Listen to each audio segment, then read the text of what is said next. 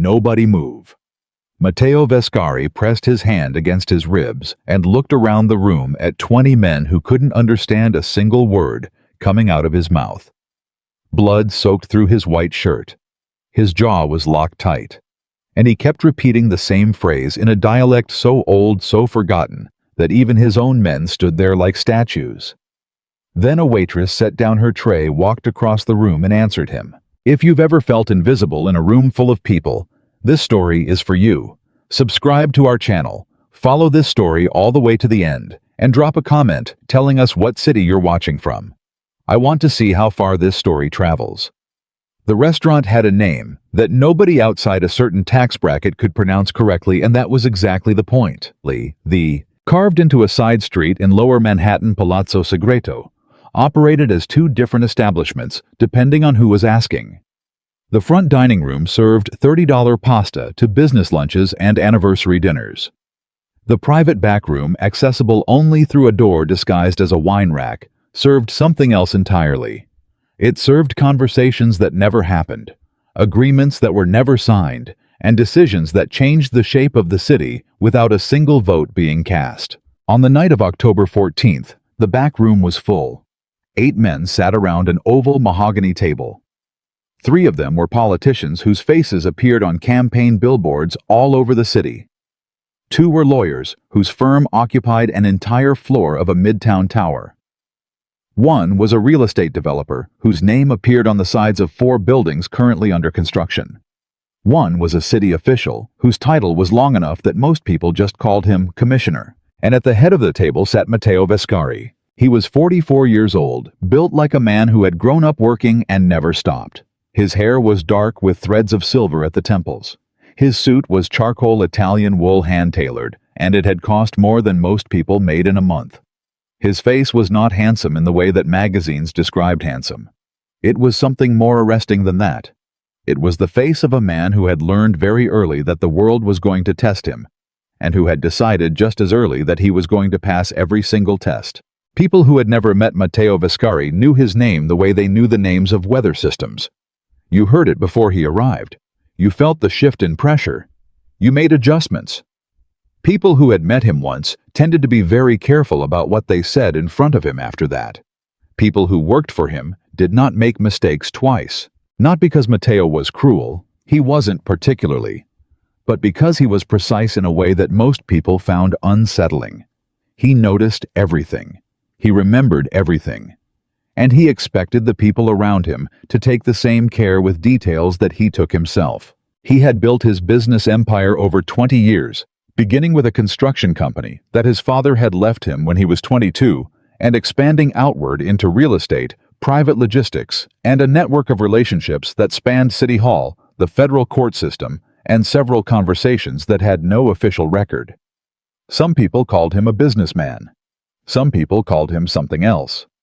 Matteo had learned long ago that what people called him mattered far less than what they did when they thought he wasn't watching. Tonight he was watching. The meeting had been called by the commissioner, a round-faced man named Gerald Hooper, who wore bow ties as though they were a substitute for a personality. Hooper had requested the gathering 3 weeks ago, framing it as an opportunity to discuss the upcoming waterfront development project, a 12-block stretch of prime real estate along the East River that had been tied up in municipal red tape for 6 years. Matteo had interests in the project. Several of the other men at the table had interests in the project.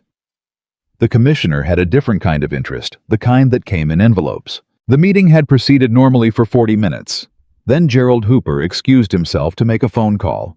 He did not come back. And 1 minute after Hooper walked out the door to the back room, opened from a different angle than anyone expected, and 2 men Matteo had never seen before walked in. What happened in the next 90 seconds was fast and close and extremely dangerous. And when it was over, one of the unknown men was on the floor, and the other had fled through a service corridor. 2 of Matteo's personal guards had intervened. A third guard, Enzo, had taken a hit to the shoulder and was sitting against the wall, with his hand pressed to the wound, breathing carefully. Matteo had taken a knife to his left side. It wasn't deep. He had assessed that immediately with the clinical part of his brain that activated when the situation required it. The blade had caught him along the lower ribs, slicing through the wool and the dress shirt and the skin beneath, but hadn't gone deep enough to do the kind of damage that ended things. It hurt the way a serious wound hurts, which was to say, it demanded his full attention, but it was not going to kill him tonight. What was going to be a serious problem was the fact that his body had apparently decided this was the moment to respond to a particular kind of stress in a particular kind of way.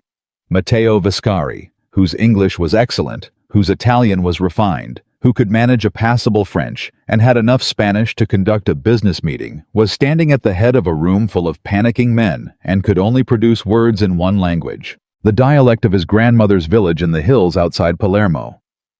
He hadn't spoken it in 11 years. He hadn't thought in it for nearly as long. But the brain does what the brain does when the body is in shock, and what Matteo's brain did was retreat to the first language he had ever learned, the one his grandmother had spoken to him before he could walk, the one his grandfather had told stories in on summer nights in Sicily, when the air smelled like lemons and wood smoke. The words came out of him the way old songs come back, without effort, without choice. Chiama uduturi. Ulatru escapatu. Nakapi uni e itu hooper. Haju bisognu ka qualcuno pensa. The room stared at him. Gerald Hooper's lawyer, a man named Stern, who billed $450 an hour, opened his mouth and closed it again. One of the city council members turned to the man next to him and whispered, "Is that Italian?" "I think so," the other man whispered back. "Or Spanish?" "It's neither," said a third voice, and then immediately wished it hadn't. Everyone turned. The voice belonged to the waitress, who had been standing at the service station in the far corner of the room, holding a silver tray with the dessert course that nobody was going to eat tonight. Her name was Lena Moretti. She was 26 years old, 5 feet 4 inches in her work shoes, wearing the standard black uniform of the restaurant's wait staff. She had brown hair pulled back in a practical knot, the kind of hairstyle that says, "I got here on time and I need my hands free." Her face was the kind of face that people tended to look at and then immediately look past, not because it wasn't worth looking at, but because she had a quality of stillness that didn't demand attention. She had been working at Palazzo Segreto for 8 months. Before that, she had worked at a diner in Queens. Before that, she had worked at a hotel restaurant in Hoboken, while taking online courses in business management that she hadn't yet had the time to finish. She was the kind of person who was always in the middle of several things and never quite finished with any of them. Not because she lacked commitment, but because life kept presenting her with the next urgent thing before the current urgent thing was resolved. She had been standing in that corner for 40 minutes, refilling water glasses and pretending not to hear things, which was the primary skill required of waitstaff at private business dinners. You learned early to let conversation flow around you like water around a rock, to be present without being present, to serve without being seen. She had been doing exactly that when the door had opened wrong and the men came in and everything went sideways. She had pressed herself back against the wall and stayed very still, because that was the only reasonable thing to do. And then she had watched while Matteo Vescari's guards handled the situation with a kind of terrifying efficiency that told her everything she needed to know about what kind of business dinner this actually was. And then Matteo had started speaking in the dialect of the Sicilian hill country, and something in Lena's chest had tightened so hard it felt like a fist. Because she knew those words. She knew them the way you know your own name, the way you know a lullaby that someone sang to you before you had the language to understand it, the way you know the sound of a voice that belonged to someone you loved and lost. Her grandfather Sal Moretti had grown up in a village 30 kilometers from Palermo. He had come to New York when he was 19 with a suitcase and a trade skill, and the dialect of his home village so deep in his bones that even after 50 years in America, when he was tired or frightened or very happy, he would slip into it without noticing. He had spoken it to Lena from the time she was born, not to preserve some cultural heritage, not deliberately, but simply because it was the language that came most naturally to him when he was expressing something that mattered. Sal Moretti had died 3 years ago. He had been the person Lena talked to about everything. He had been the person who told her repeatedly that she was smarter than the situations she kept finding herself in. He had been the person who made her feel in a life that often felt very small, like she was worth something. She missed him every single day. And now his language was coming out of the mouth of the most dangerous man in the room, and Lena understood every word. "Call a doctor. The intruder escaped. Find out where Hooper went. I need someone to think." She hadn't planned to speak. She knew perfectly well that speaking was the wrong choice. She was a waitress at a private dinner that had just turned violent, and the only sensible thing to do was be invisible until she could leave, and then leave immediately and call no one and say nothing and go home and put this entire evening behind her. She had known all of that. She had been committed to all of that. And then she heard herself say, "It's neither," and the entire room turned around. The silence that followed was the kind that has weight to it. You could feel it pressing against your eardrums. Matteo Vescari looked at her. She had expected his eyes to be cold. People who talked about him always described his eyes as cold, as calculated as the eyes of a man who had long ago stopped being surprised by anything. But what she saw in that moment was not coldness. What she saw was something more complicated than that. It was the look of a man who had just heard something that he hadn't heard in a very long time and wasn't quite sure yet what to do with the feeling it had produced. He said in the old dialect, "You understood me." It wasn't a question. Lena said in the same dialect, "Your Sicilian is from the hill country. My grandfather was from outside Palermo. He taught me." Matteo stared at her for 3 full seconds without speaking. Then he said, still in the dialect, "Call my driver. His name is Carlo. Tell him I need the car at the rear entrance and the doctor who lives on Mulberry Street. Don't use the main phone. Use your personal phone." Lena said, "I don't have the number." He told it to her. She memorized it on the first pass, which was something she had always been able to do with numbers, a small gift from a brain that worked in particular ways, and she set down the tray and took out her phone and made the call, while the room full of powerful men stood around watching a waitress manage the crisis that none of them had been able to handle. Carlo answered on the second ring. He sounded like a man who was used to receiving calls like this. Lena delivered the message in clear, calm English, and Carlo confirmed and disconnected. She turned back to Matteo. 10 minutes, she said. Good, he said in English now, as though the dialect had served its purpose, and he was stepping back into the version of himself that operated in this city. He pressed his hand to his side and looked at the assembled businessmen and lawyers and politicians with an expression that was very carefully neutral. Everyone else should leave, through the front. Nobody argued. It was remarkable, Lena thought, watching them file out. 20 minutes ago, these men had been sitting at a table brokering deals worth hundreds of millions of dollars. They had walked in here with all the confidence of people who believed that the city belonged to them. And now they were shuffling out a door like schoolchildren who had been excused from a lesson, not one of them making eye contact with the man who was clearly, despite the blood on his shirt and the wound in his side, still the most powerful person in the room. What did that kind of power feel like, she wondered. And then, almost immediately, what did it cost? When the room was empty, except for Matteo, his 2 guards, the injured Enzo and Lena, Matteo sat down in the nearest chair with the careful movement of a man who was managing pain but refusing to show it. He looked at her. "Who are you?" he said. "I work here," she said. "I'm a waitress." "I know what you are," he said. "I asked who you are." It was a distinction she hadn't expected him to make, and it caught her off guard in a way that she didn't entirely manage to hide. "Lena Moretti," she said. "Moretti," he repeated, and something shifted in his expression. "Sicilian family. My grandfather was. I grew up in Queens." "Your grandfather taught you that dialect?"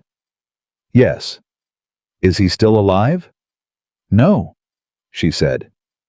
3 years ago." Matteo was quiet for a moment. Then he said, "He taught you well." It was such a simple thing to say, but the way he said it landed differently than simple things usually did. There was something in his voice that recognized what it meant to be shaped by a person who was no longer there to see what you'd become. "He taught me a lot of things," Lena said, and was surprised by how much it hurt to say it even now, even here in this bizarre and terrifying situation that was nothing like any conversation she had ever imagined having about her grandfather. Before either of them could say anything else, one of the guards stepped forward. His name was Marco, and he had the build of a refrigerator and the expression of a man who had stopped being surprised by anything a long time ago. He said in a low voice, "Mr. Vescari, there's a problem." Matteo looked at him. "She can't leave," Marco said. "She was in the room." He didn't look at Lena when he said it. He didn't have to. The words were clear enough. Lena felt the temperature of the situation change. She had witnessed the attack. She had seen the men who came through that door. She had heard things in this room that people didn't hear and walk away from, not in this city, not at this level of the game. She understood what Marco was saying, even phrased the way he'd phrased it, and she understood that it was not a suggestion. It was a statement of fact about what options currently existed. Her heart was beating very fast. She kept her face still. Matteo looked at his guard for a long moment. Then he looked at Lena. "She saved me 10 minutes, he said. "She can leave." Marco didn't look entirely convinced, but he took a step back. Lena exhaled slowly so that it didn't show. "Thank you," she said. "Don't thank me," Matteo said. "I'll need to speak with you again. I'll find you." Something about the way he said it made it very clear that this was not optional, but also that it was not a threat. It was simply the next fact in a sequence of facts. "Okay," she said. "Do you understand what you heard in this room tonight?" She looked at him steadily. "I understand that someone tried to hurt you, and that the person who organized this meeting isn't here, and that those two things are probably connected." He studied her face for a moment. "Yes," he said. "They are. And I understand that I should not talk about it." "That would be wise." "I wasn't planning to," she said. "I'm a waitress. Nobody asks me anything." For the first time since she had spoken his grandmother's dialect out loud in a room full of frozen men, Matteo Vescari smiled. It was a brief thing, barely there, gone almost before it registered. But it was real. "Your grandfather," he said, "must have been a remarkable man." Lena felt the familiar ache settle back into her chest. "He was," she said. "He really was." Carlo arrived in 9 minutes, not 10. The doctor on Mulberry Street arrived 12 minutes after that, a compact, serious woman named Dr. Ferraro, who examined the wound with the manner of someone who had done this before and asked no questions that weren't medically necessary. Lena stayed until the doctor confirmed that Matteo was stable, and then she gathered her coat from the staff room, clocked out from a shift that felt like it had happened in a different dimension, and walked out into the rain-soaked street. She stood on the sidewalk for a moment, letting the rain hit her face. The city moved around her the way it always did. Taxis, umbrellas, the distant sound of someone arguing on a phone, a couple running across the intersection hand in hand laughing because they were getting wet, and it didn't matter because they were together. Lena watched all of it and felt the particular strangeness of ordinary life continuing to happen while you were standing in the aftermath of something that had changed the shape of your evening, and possibly, though she couldn't know this, yet the shape of considerably more than that. She took the subway home. She lived in a one-bedroom apartment in Ridgewood that cost 60% of what she made at the restaurant, which meant she was always doing the math on everything. The apartment was small, but she kept it organized because controlling the space she lived in was one of the few forms of control available to her. There was a shelf of books, mostly second-hand. There was a small kitchen where she cooked real meals because it was cheaper than eating out, and she actually liked cooking. There was a photograph of her grandfather on the windowsill, standing in front of a restaurant in Queens that no longer existed, wearing the expression of a man who is proud of where he is. She changed out of her uniform and made tea and sat at the small kitchen table and looked at the photograph for a long time. She had used his language tonight in a room she should not have been in. She had spoken words that connected her to a situation that had nothing to do with her life, and everything to do with a world she had always understood at a safe and comfortable distance was dangerous. She should have stayed quiet. She knew that. But here was the thing that she kept coming back to, sitting at her kitchen table at midnight, with the rain against the window, and her grandfather's face looking at her from the windowsill. When Matteo Vescari had spoken those words, she had heard something underneath them that had nothing to do with power or danger or the complicated machinery of whatever world he operated in. She had heard a man who was hurt and frightened and surrounded by people who didn't understand him, and she had recognized that feeling from the inside. She hadn't spoken because she was brave. She hadn't spoken because she wanted to get involved. She had spoken because she had looked at the most powerful man in the room and seen for just a second exactly what she felt like when she was invisible. She looked at the photograph. "Nonno," she said quietly. "Che combinazione." What a situation. She finished her tea. She went to bed. She did not sleep well. By the following morning, she had almost convinced herself that the rational thing to do was to treat the previous night as an anomaly. A strange event. A story she would never tell anyone. She would go back to work, keep her head down, continue her life, and whatever Matteo Vescari had meant by, "I'll find you," she would deal with that when it happened. She made coffee. She checked her phone. She looked out the window at the gray October morning. Then she got a call from the restaurant manager telling her that her services were no longer required effective immediately, and that her final paycheck would be mailed to the address on file. She asked why. The manager said there had been a restructuring of the private events team. He said it in the tone of someone reading from a script. She asked him to clarify. He said he wasn't able to provide further details, and he was sorry for the inconvenience. She stood in her kitchen holding her phone for a long time after the call ended. Then she understood. This was not about a restructuring. This was about last night. Someone had made a call this morning. Someone who had been at that table, or who had been connected to the people at that table, had decided that the waitress who had been in the room needed to be removed from a situation where she could continue to observe things. They were covering their tracks, and they had started with her. She sat down at the kitchen table and put her head in her hands. She had $214 in her checking account. She had rent due in 3 weeks. She had a part-time weekend shift at a coffee place in Astoria that paid $12 an hour, which was not enough to cover anything that actually needed covering. She had been at the restaurant job for 8 months, long enough to believe it was stable, long enough to start thinking about the future in slightly longer terms. Now it was gone, because she had answered a man in her grandfather's language, because she had helped, because for one moment she had looked at someone and recognized something real, and she had responded to it. And now she was sitting in her kitchen with $214 and no job. And the understanding that someone with far more power than she would ever have had decided that she was a problem to be solved. The anger came slowly, the way it always did with Lena. It didn't arrive as fire. It arrived as something cooler and more contained than that something that settled behind her sternum and stayed there with a quiet, clarifying intensity.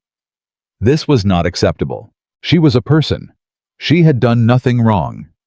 She had helped someone who needed help in a language she had learned from a man she loved, and she was not going to sit in her apartment and let the people who had tried to harm Matteo Vescari also take apart her life without even having the dignity to tell her why. She picked up her phone. She didn't have Matteo's number. She had the number she'd called for Carlo, but that felt like a resource she should use carefully. She thought about it for 20 minutes, which was how Lena thought about everything. She mapped out the situation. She identified what she knew and what she didn't know, and what the likely connection was between the two. Then she called Carlo's number. He answered on the second ring, the same as before. "Carlo," she said. "It's Lena Moretti. I was at the restaurant last night. I need to speak with Mr. Vescari." There was a pause. "I know who you are," Carlo said. "He said you might call. I'll give you a number." She wrote it down. She looked at it for a moment. Then she dialed.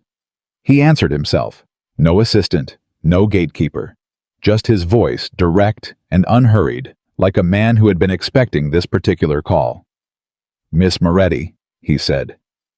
I lost my job this morning, she said. A pause. I see. Someone connected to last night made a call. They cleaned house. I was apparently part of the house. Another pause longer this time. She heard something in it that she didn't expect. She heard what sounded distinctly like guilt. I'm sorry, he said. That was not supposed to happen. Who did it? I don't know yet, but I will. Mr. Vescari, she said, and her voice was very steady, which surprised her considering everything. I helped you because it was the right thing to do, not because I wanted to get involved in whatever this is. I don't want your money. I don't want protection. I don't want to be connected to anything that happened in that room. I just want my life back. Silence. Then, what do you want from me? I want to know who did this, she said, because if the same people who tried to hurt you are the reason I lost my job, then I deserve to know who they are. He was quiet for a long time, not the kind of quiet that meant he wasn't going to answer, the kind that meant he was deciding something. Can you come to an address in the Flatiron District tomorrow morning? He said. 9 o'clock. Yes, she said. He gave her the address. Miss Moretti, he said before she could hang up. Yes, the language you spoke last night, he said. Where I'm from in Sicily, it's a village called Castellari. My grandmother was born there. She lived to 97 years old and never lost a word of that dialect. When she was dying, it was the only language she would speak. We hired a translator who told us it was an obscure variant he had barely heard of. We paid him a great deal of money, and he understood perhaps half of what she said. Lena didn't say anything. The last thing she said, Matteo continued, and something in his voice had changed, had become something different from the precise and carefully controlled instrument it usually was something I never fully understood. The translator said it meant something about a river, or perhaps a road. I was never sure. What did she say? Lena asked. He repeated it, the old words in the old dialect, careful and slow. Lena's chest tightened. She said, Lena told him softly that the road home is always longer going and always shorter coming back. It's something the old people say, about remembering where you came from, even when you've been away a long time. The silence that followed was the longest one yet. When Matteo spoke again, his voice was entirely different. Still controlled, but different in the way that something is different when the thing holding it in shape has quietly shifted.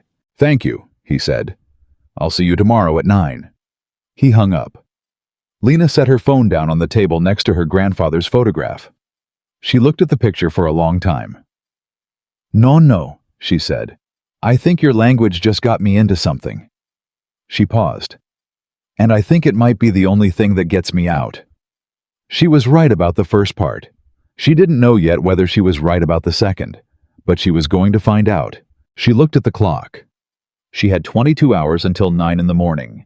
She had a resume that hadn't been updated in 8 months and $214, and a very small apartment, and her grandfather's voice in her memory telling her the same thing he had always told her when she was afraid and didn't want to be afraid.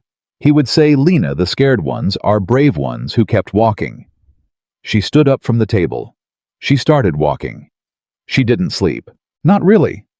She lay in her bed and stared at the ceiling and ran the numbers the way she always did when she was afraid, because numbers were something she could control. $214. 3 weeks until rent.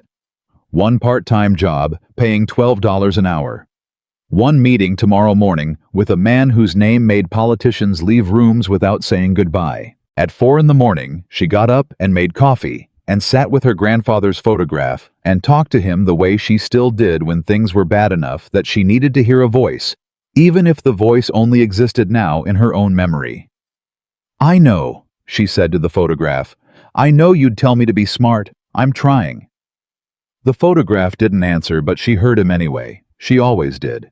She arrived at the Flatiron address at 8:52 because Lena Moretti was constitutionally incapable of being late to anything.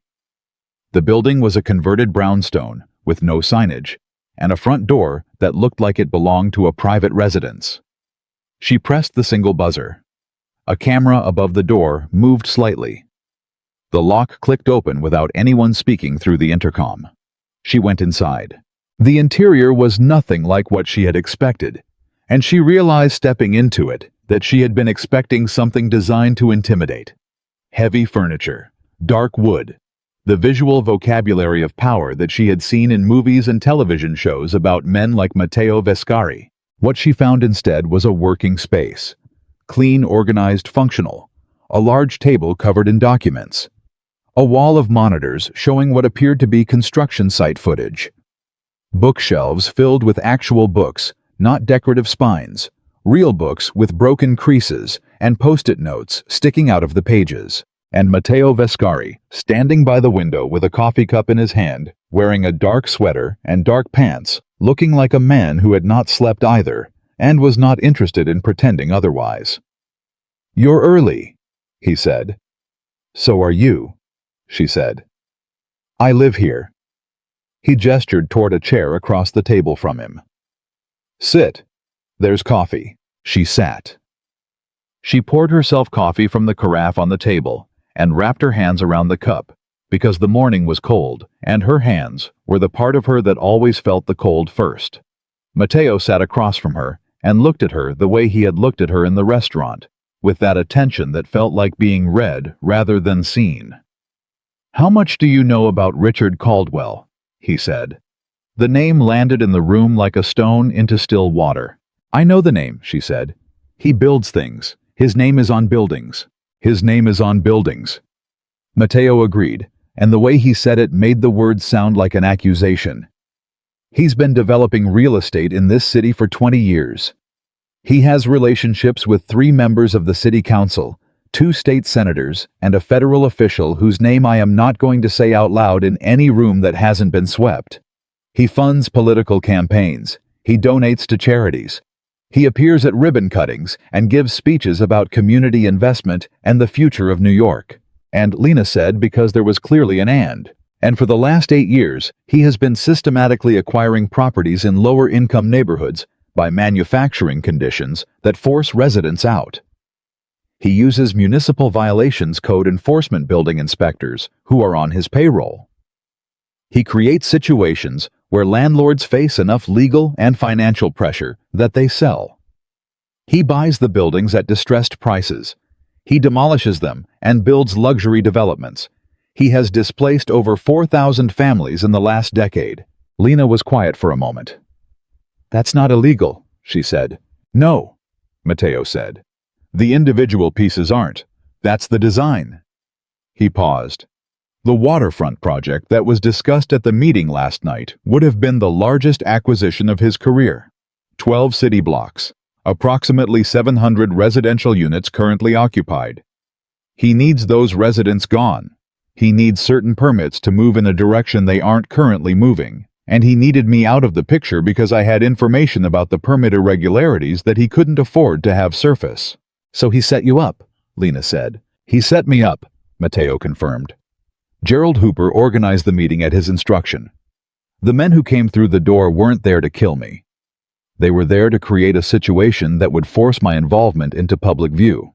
An altercation at a private dinner that shouldn't have been happening. Questions about what I was doing there. Questions about the other people in the room. A scandal that would pull everyone associated with that table into a legal review that would take years to resolve and would effectively kill any attempt to surface the permit information during a window when it would matter." Lena processed this. "But it went wrong."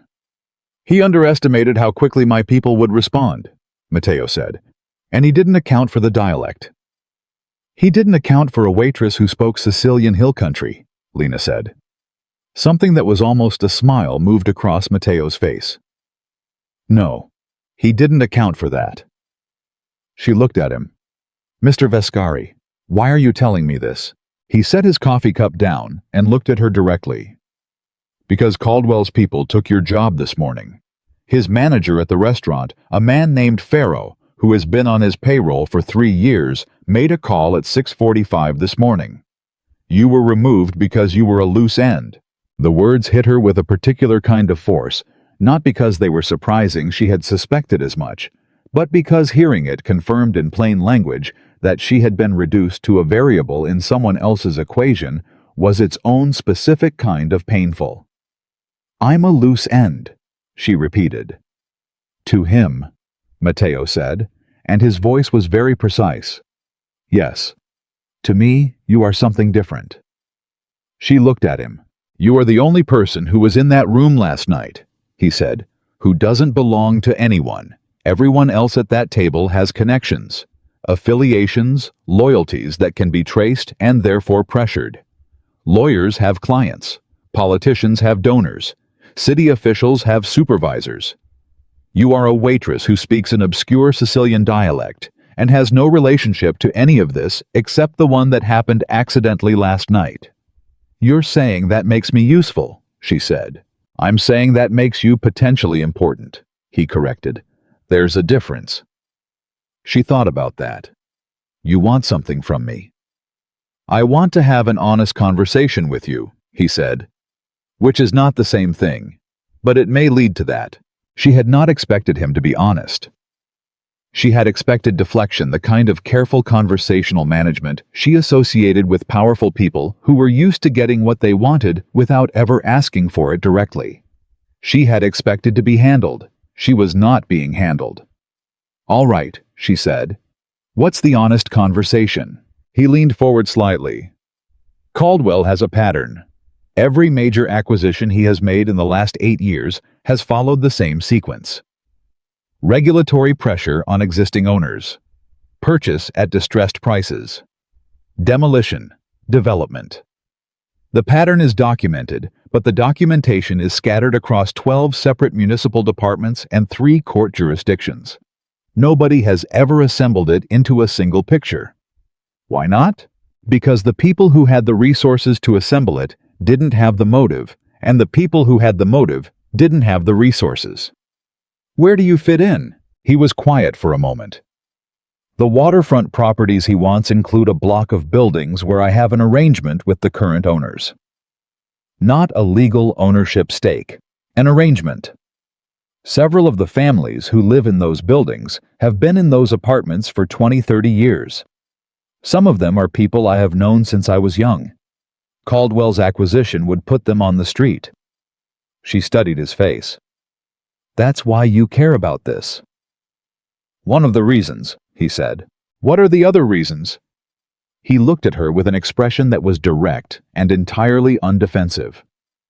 I have done things in this city that I am not going to apologize for, because the alternative would be a lie, and I don't lie to people who deserve honesty. I have operated in spaces that exist outside the law. I have protected my interest in ways that the law does not recognize. I know what I am, Miss Moretti, but what I am has a line, and Caldwell is the other side of it. The line being, she said slowly, that you don't hurt people who are just trying to live their lives. He didn't answer that directly, but the way he didn't answer it was itself an answer. What do you need from me? She said. He told her. It was not a small thing. Caldwell moved in certain social circles. Charity events, gallery openings, foundation, dinners, the visible philanthropic layer of his public persona. These events required staff. Servers, coat check, attendants, catering crew. People who circulated through the spaces without being seen, who heard things, who were present for conversations that powerful people had in front of them, because they had long since stopped thinking of the people serving them as people who were actually listening. Matteo needed someone at those events who could listen, who could observe, who could move through those spaces with the kind of natural invisibility that came from years of doing exactly that kind of work. He needed a waitress. Lena sat back in her chair and looked at the ceiling for a moment. You want me to spy on a man who just got me fired, she said. I want you to attend events where you would be employed as service staff, Matteo said carefully, and tell me what you observe. That's spying. It's listening, he said. Something you are already good at. She looked at him. If he finds out, he won't just fire me again. No, Matteo said. He won't. She appreciated the honesty, even as it made her stomach drop. "Why would I do this?" she said. "What do I get?" "Caldwell's operation is the reason you lost your job. It is likely the reason you will have difficulty finding another one in this city's private events circuit, because he has relationships with the major catering and event management companies, and his people will make calls. You are not just inconvenienced, you are targeted. The only way to resolve that is to resolve him." She had already known this, but hearing it laid out, that precisely made something shift from worry into certainty. And Mateo said, "I will ensure that when this is over, the restaurant position is returned to you with full back pay and an apology from the management. Or I will fund the opening of a restaurant of your own choosing, whichever you prefer." She stared at him. "A restaurant? You've been working in restaurants for how long?" "Since I was 17, she said. "And in 8 months at Palazzo Segreto, not one person has told me your name," he said. "That means you do your work perfectly and nobody notices. That's a different skill from the one that runs a restaurant, but it's not an unrelated one." She didn't know what to say to that. She wasn't used to people noticing what she was good at. She was used to people noticing when she made mistakes and ignoring everything else. "I need to think," she said. "Of course," he said. "I'll give you until this afternoon." "That's not much time." "No," he agreed. "It isn't. But Caldwell doesn't move slowly when he's cleaning up loose ends, and you are currently a loose end." It was, she thought, a very efficient way of making his point. She thought for 27 seconds, which was longer than it sounds when the silence in the room is complete, and the person across from you is watching without pressure, without any of the performance of urgency that people usually use when they want you to decide fast. Then she said, "I have conditions." He tilted his head slightly. "Tell me." "I tell you what I observe," she said. "I don't do anything else. I don't carry anything. I don't deliver anything. I don't interact with any situation that isn't me listening and then reporting to you. The moment you ask me to do something that crosses that line, I'm done." "Agreed," he said. "And if at any point I feel like my safety is in question, I stop. Immediately. No debate, no delay. I stop and you accept that." "Agreed," he said again, and he said it the same way he had the first time, like a man who had decided this before she asked it.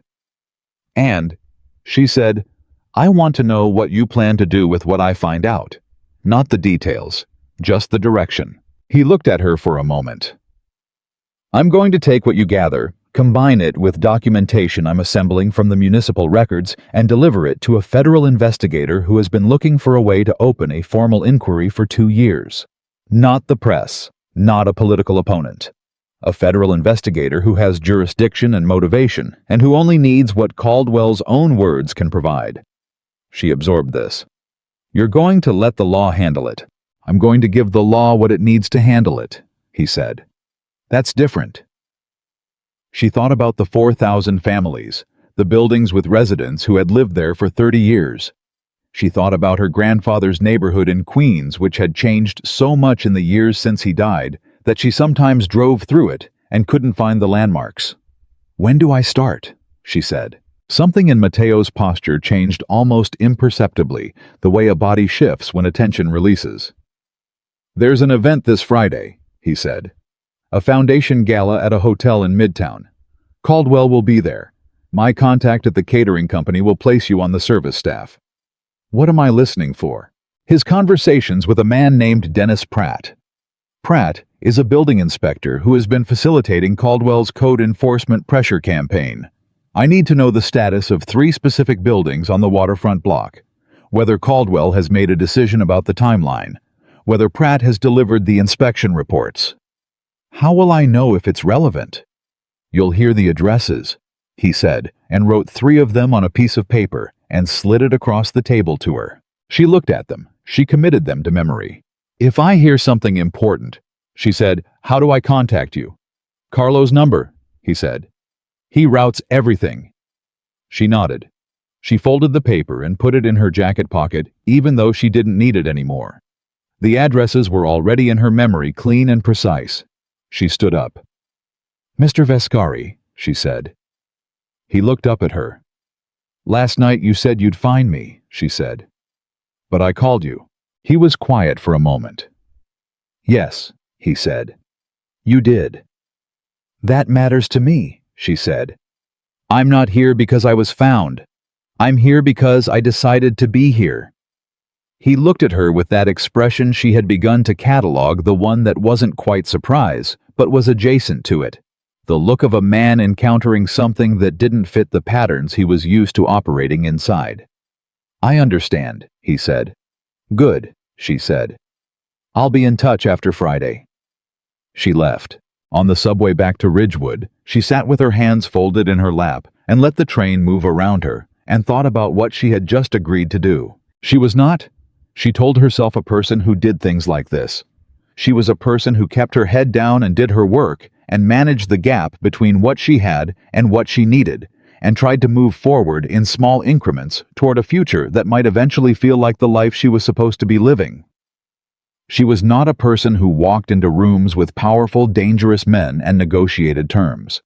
She was not a person who listened for corporate conspiracies at charity galas.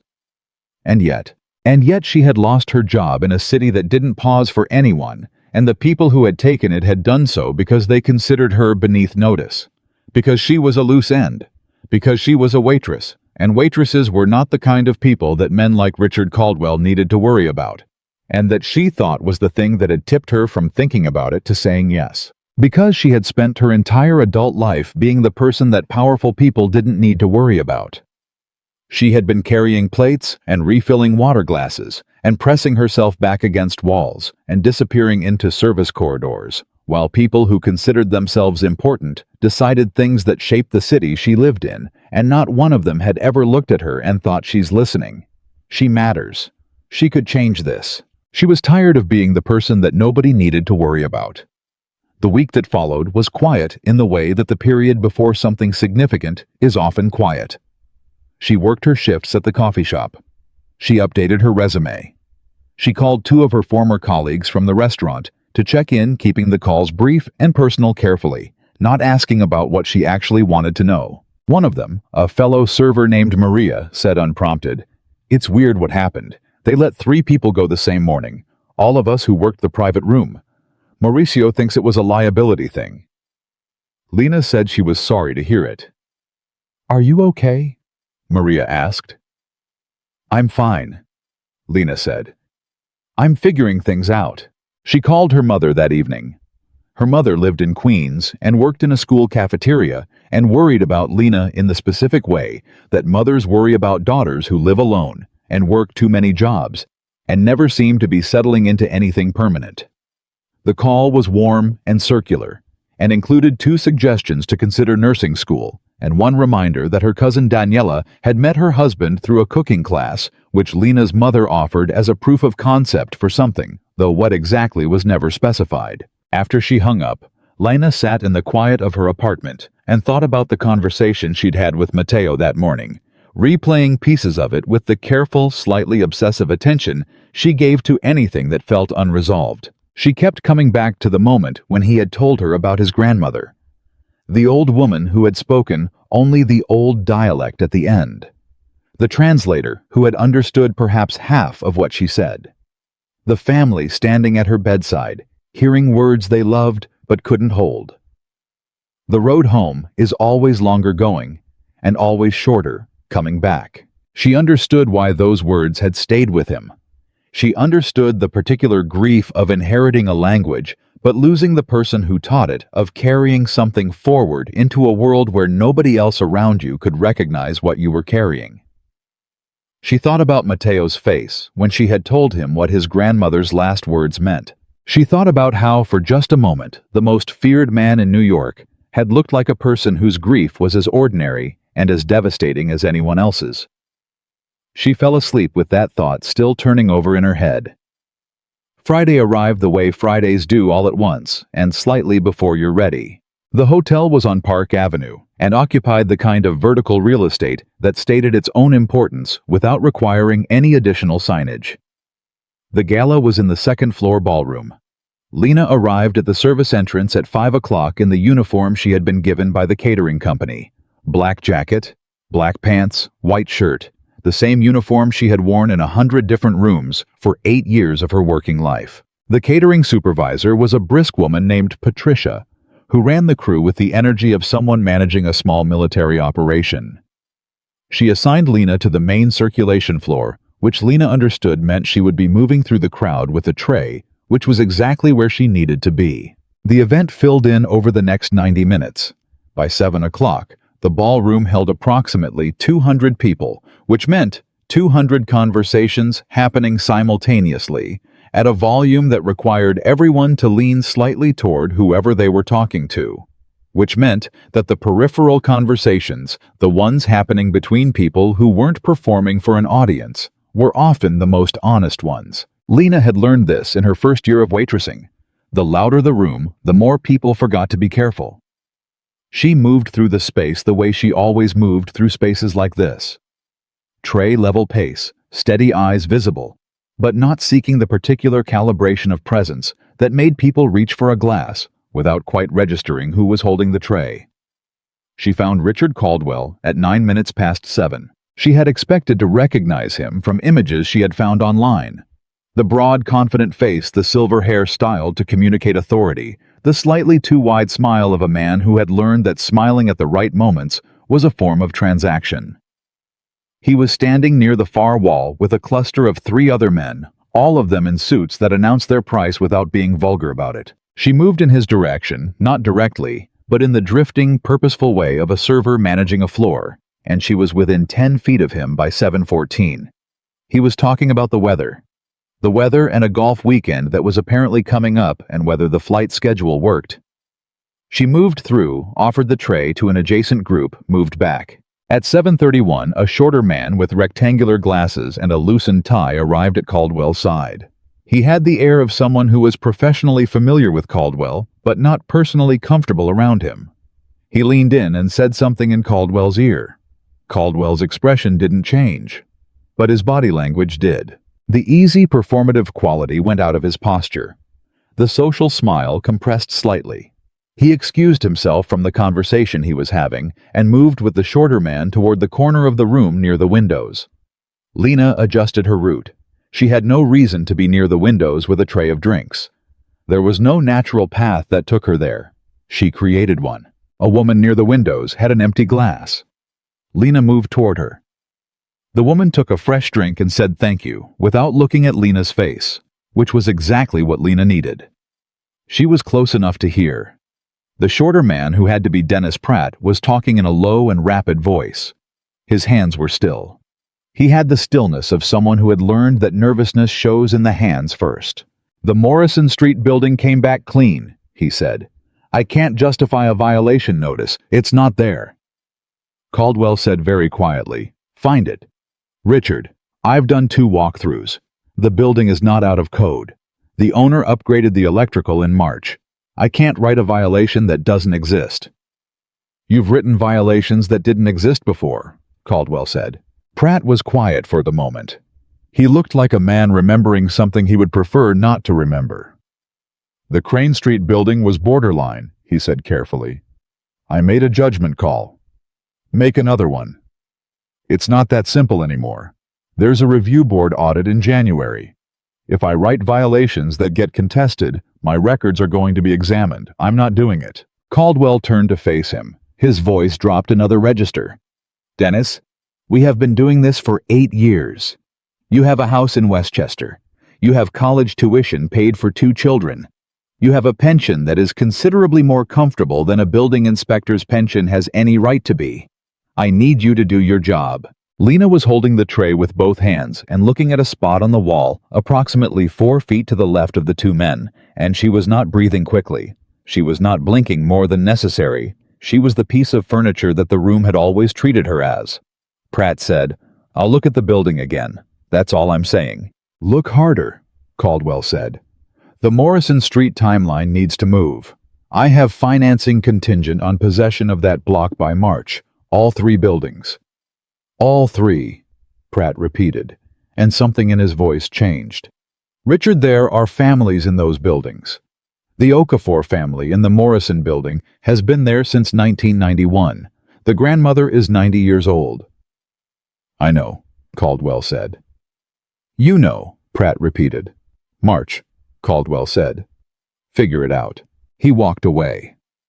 Pratt stood very still next to the window and looked at the middle distance with the expression of a man who was doing arithmetic on something that wasn't numbers. Lena moved away from the window, back into the circulating crowd, and kept the tray level and her pace steady and her face arranged in the professional neutrality of 8 years of practice, and did not let a single thing she had just heard show on her face. She finished the event. She changed out of her uniform in the service corridor and put on her own coat and walked out the service entrance and stood on the sidewalk in the cold October air and took 3 slow breaths. Then she called Carlo. He picked up immediately. Are you safe? The question surprised her. Yes, she said. I'm fine. He wanted me to ask that first, Carlo said. She absorbed that. I need to talk to Mr. Vescari, she said. Give me 10 minutes, Carlo said. He'll call you. The 10 minutes were the longest she could remember in recent experience. She stood on the sidewalk and watched taxis pass and thought about an old woman named Mrs. Okafor, who had lived in the same apartment since 1991, which meant she had been there for over 30 years. 30 years of the same address, the same hallway, the same view from the same window. And somewhere in a hotel 2 blocks away, a man in an expensive suit was talking about March, the way other people talked about a delivery date. Her phone rang. Tell me, Matteo said. She told him. Everything. The words as close to verbatim as she could reproduce them, which was very close because she had been paying the kind of attention that she paid to things that mattered. When she finished, he was quiet. Morrison Street, he said. That building is one of the 3 where I have arrangements with the owners. The Okafor family is on the 3rd floor. The grandmother is Rosa Okafor. She taught school for 40 years. She made jollof rice every Sunday, and half the building would end up in her kitchen. Lena closed her eyes for 1 second. Then she opened them. What do you need? She said. I need Pratt, he said. Not Caldwell. Caldwell is careful enough that his words don't carry the weight we need. But Pratt is frightened, and frightened people talk, and the things they say when they're frightened are the things they haven't had time to make sound acceptable. He looked like he was reconsidering, Lena said, when Caldwell walked away. What did he look like specifically? She thought about Pratt's face by the window. The arithmetic expression. The kind of face that a person makes when they are adding up the cost of something they've been refusing to fully price for a long time. He looked like someone who had just realized he wasn't going to be able to keep doing this, she said. Matteo was quiet for a moment. That's useful. That's very useful. Is there another event? She said. Next Thursday, he said. A smaller dinner. Caldwell hosts it. It's more private, which means it's more difficult to place staff, but it also means that the conversations are less guarded because he trusts the guest list. She thought about it. I can do Thursday, she said. Lena, he said, and it was the first time he had used her first name. What you did tonight. The precision of what you're telling me. Most people under that kind of pressure lose details. They hear the shape of a conversation, but not the words. She waited.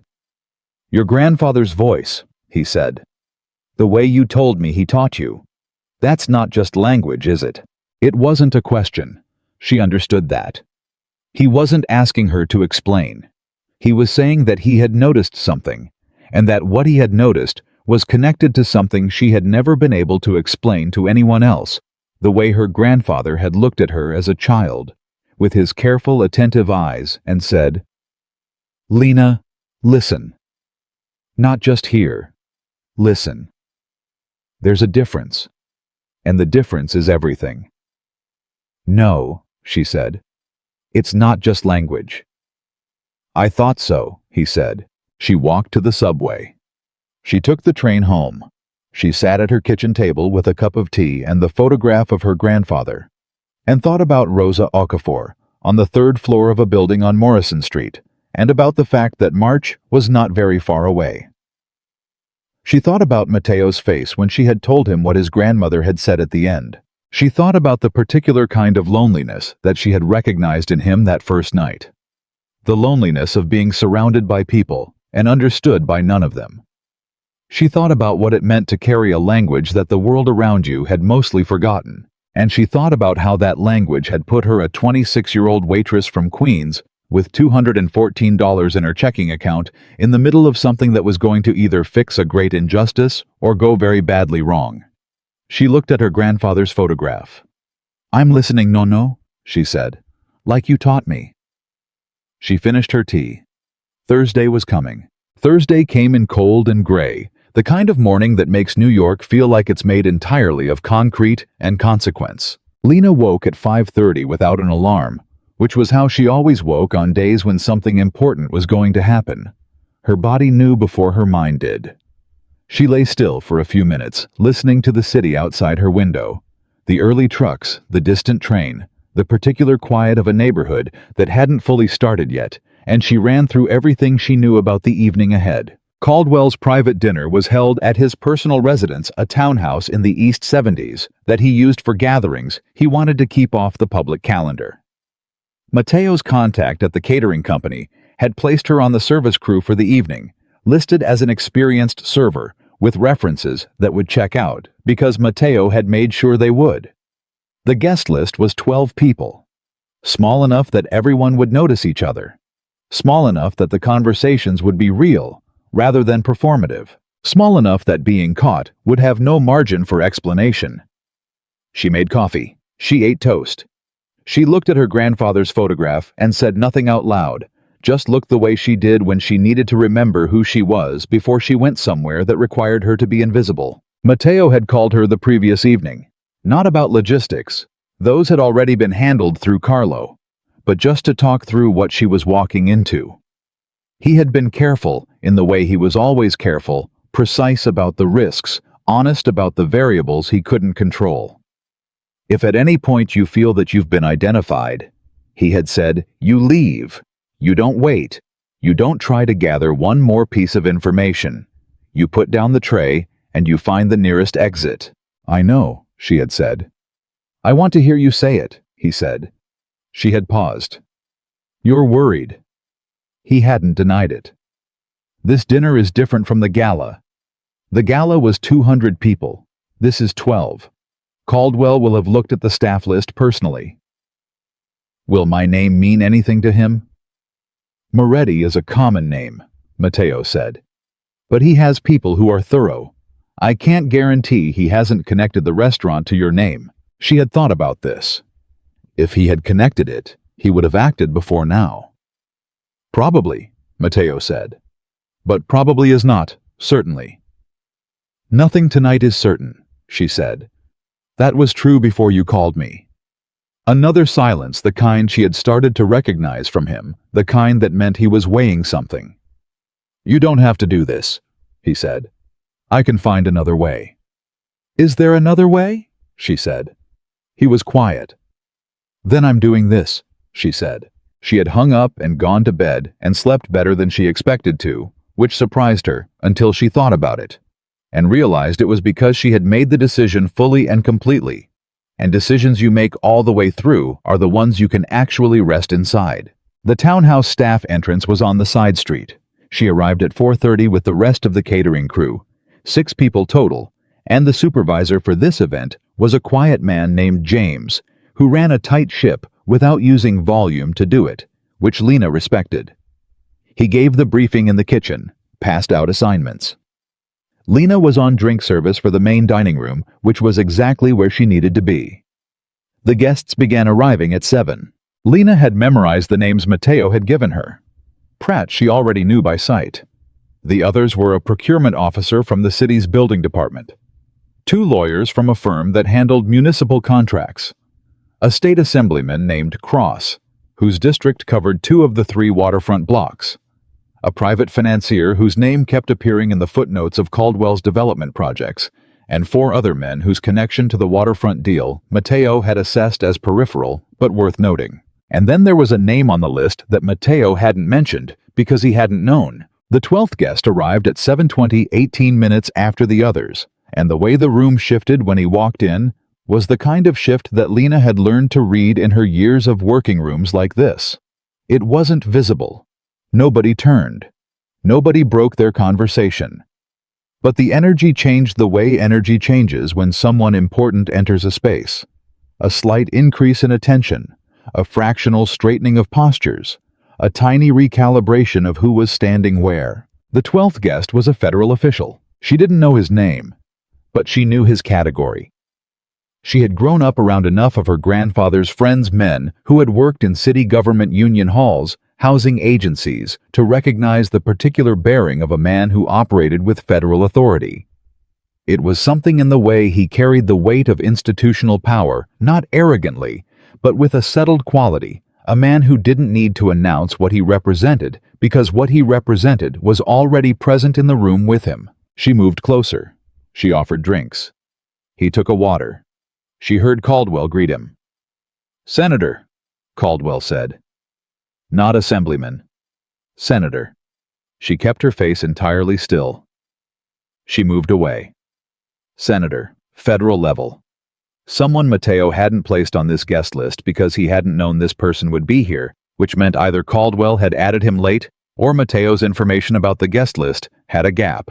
Either way, the room she was working had just become significantly more complicated. She needed to tell Mateo, but her phone was in her coat in the staff area, and she had no way to access it for the next 4 hours without creating a question she couldn't answer. She made a decision. She would collect everything she could, carry it in her memory, the way her grandfather had taught her to carry the things that mattered and deliver it complete when the evening was done. By 8 o'clock, the group had moved from the reception area to the dining room. Lena moved through the room with the methodical ease of someone who had been doing this specific job for most of her adult life, and she listened. The way she always listened. Not hunting for information, but open to it, present to it, the way her grandfather had described real listening once when she was about 12 years old. He had said, "Lena, most people hear with their ears and think with their mouths at the same time. That's why they miss things. Listen with everything quiet first. The words come second. The meaning comes after that." She listened with everything quiet. The early dinner conversation was careful. These were men who understood that information was currency and wasted neither carelessly. They talked about the waterfront project in the language of people who knew each other well enough to communicate in implication, in the gaps between words, in the things they didn't say, but let hang in the air to be understood. She learned the name of the senator by his third exchange with Caldwell. Harlan Webb. She filed it. At 8:47, the dessert course cleared and the table dynamic shifted. This was the moment she had learned to pay attention to in any private dinner. The moment when the food was done and the drinking was established and the performance of the evening relaxed into something more genuine. People stopped being careful in exactly the incremental way that you could track if you were watching for it. Caldwell stood up, not to give a toast. He simply stood, which in his own home at his own table was a way of claiming the room's attention without requiring it. "I want to say something before we move to the other room," he said, "because I want this said at the table where it can be heard by the right people." The room went very still.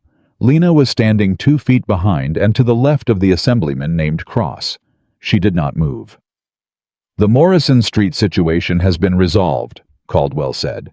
Pratt, sitting across the table, did not react visibly, but his left hand, which had been resting on the table, moved to his lap. "The building inspection reports for all 3 waterfront addresses will be filed by December 15th. Caldwell continued. "The violation notices will be issued before Christmas. Appeals process on all 3 runs approximately 90 days, which puts us at March. We close on the acquisition by the end of the first quarter. Financing is confirmed pending possession." Senator Webb said, "And the current residents." Caldwell said, "Relocation assistance will be provided in accordance with municipal requirements." "Richard," Webb said. And his voice had a quality to it that Lena couldn't entirely categorize. Not quite discomfort, but something that wasn't ease. "I want to be clear about something. What we discussed regarding my support for the federal infrastructure allocation. That support is predicated on the development proceeding in a way that does not create a public issue. If there is litigation from displaced residents, if there is press attention around the displacement process, the allocation becomes a problem for me. There won't be litigation, Caldwell said. The Okafor family has an attorney, said the procurement officer whose name she hadn't caught yet. He said it quickly like a man delivering bad news before someone else delivered it worse. The table went quiet. What attorney? Caldwell said. A woman named Park. She's with a housing rights organization in the Bronx. She filed a preliminary inquiry with the housing court last week about the inspection process on Morrison Street. Caldwell's expression did not change. This was, Lena thought, a kind of discipline. The face that didn't move when the news required the face to move. How did she know to file? He said. Nobody answered.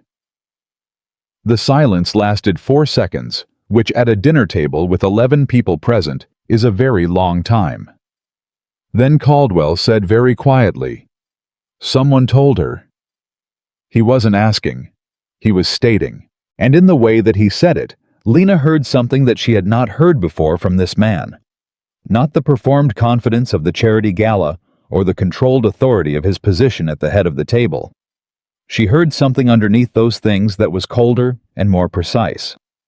She heard calculation. He was already thinking about who had told the attorney.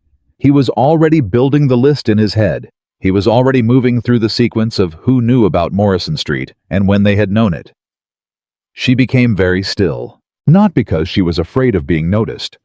She was always still, that was her particular gift. But because she was suddenly and completely aware that the room she was standing in was conducting a problem-solving exercise, and the problem being solved was the identification of a leak, and there were very few people who knew enough about the Morrison Street situation to have told an attorney anything worth filing on. She was one of them. Caldwell had not, so far as she could determine, connected the waitress at Palazzo Segreto to the woman serving dessert wine at his private dinner. But if he started looking, and he was now clearly going to start looking, the connection was not impossible to find. She needed to finish the evening and get out. Pratt spoke. She almost didn't expect him to.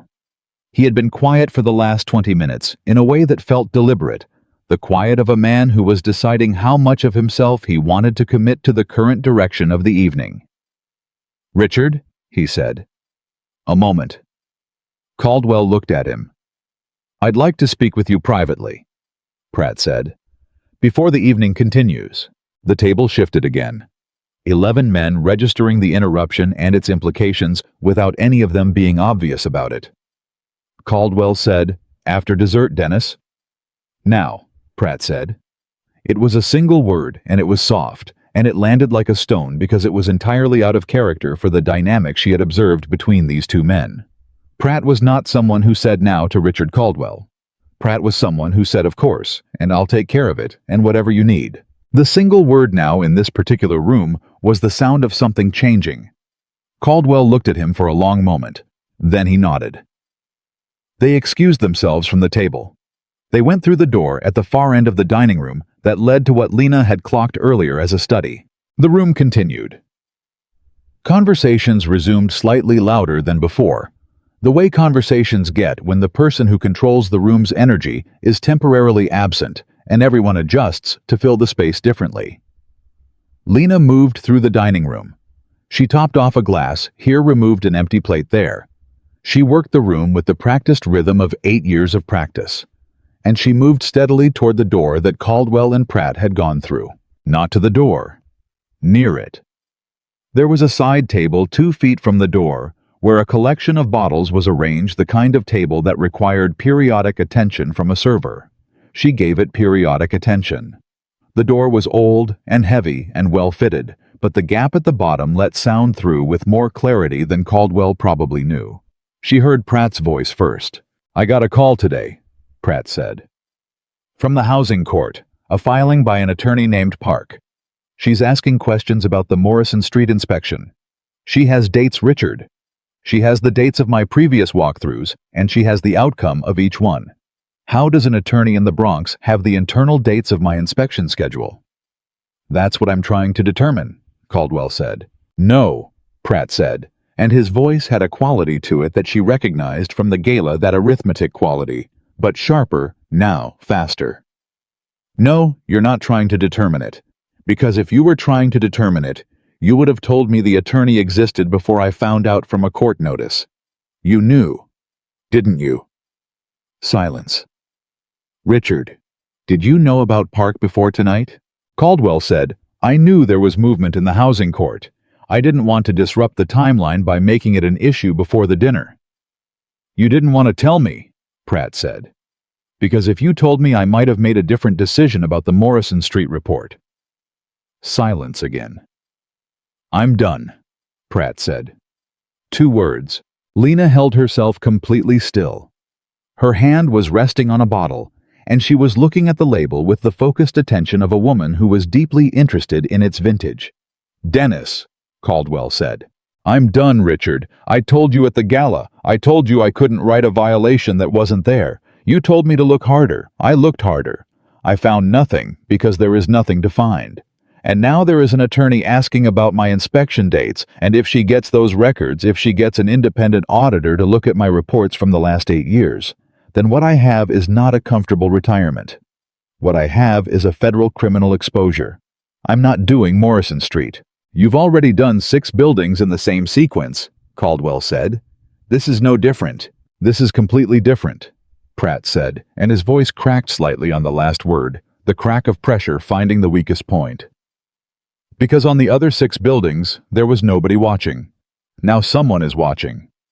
Someone has already started watching, and I don't know who it is, and neither do you.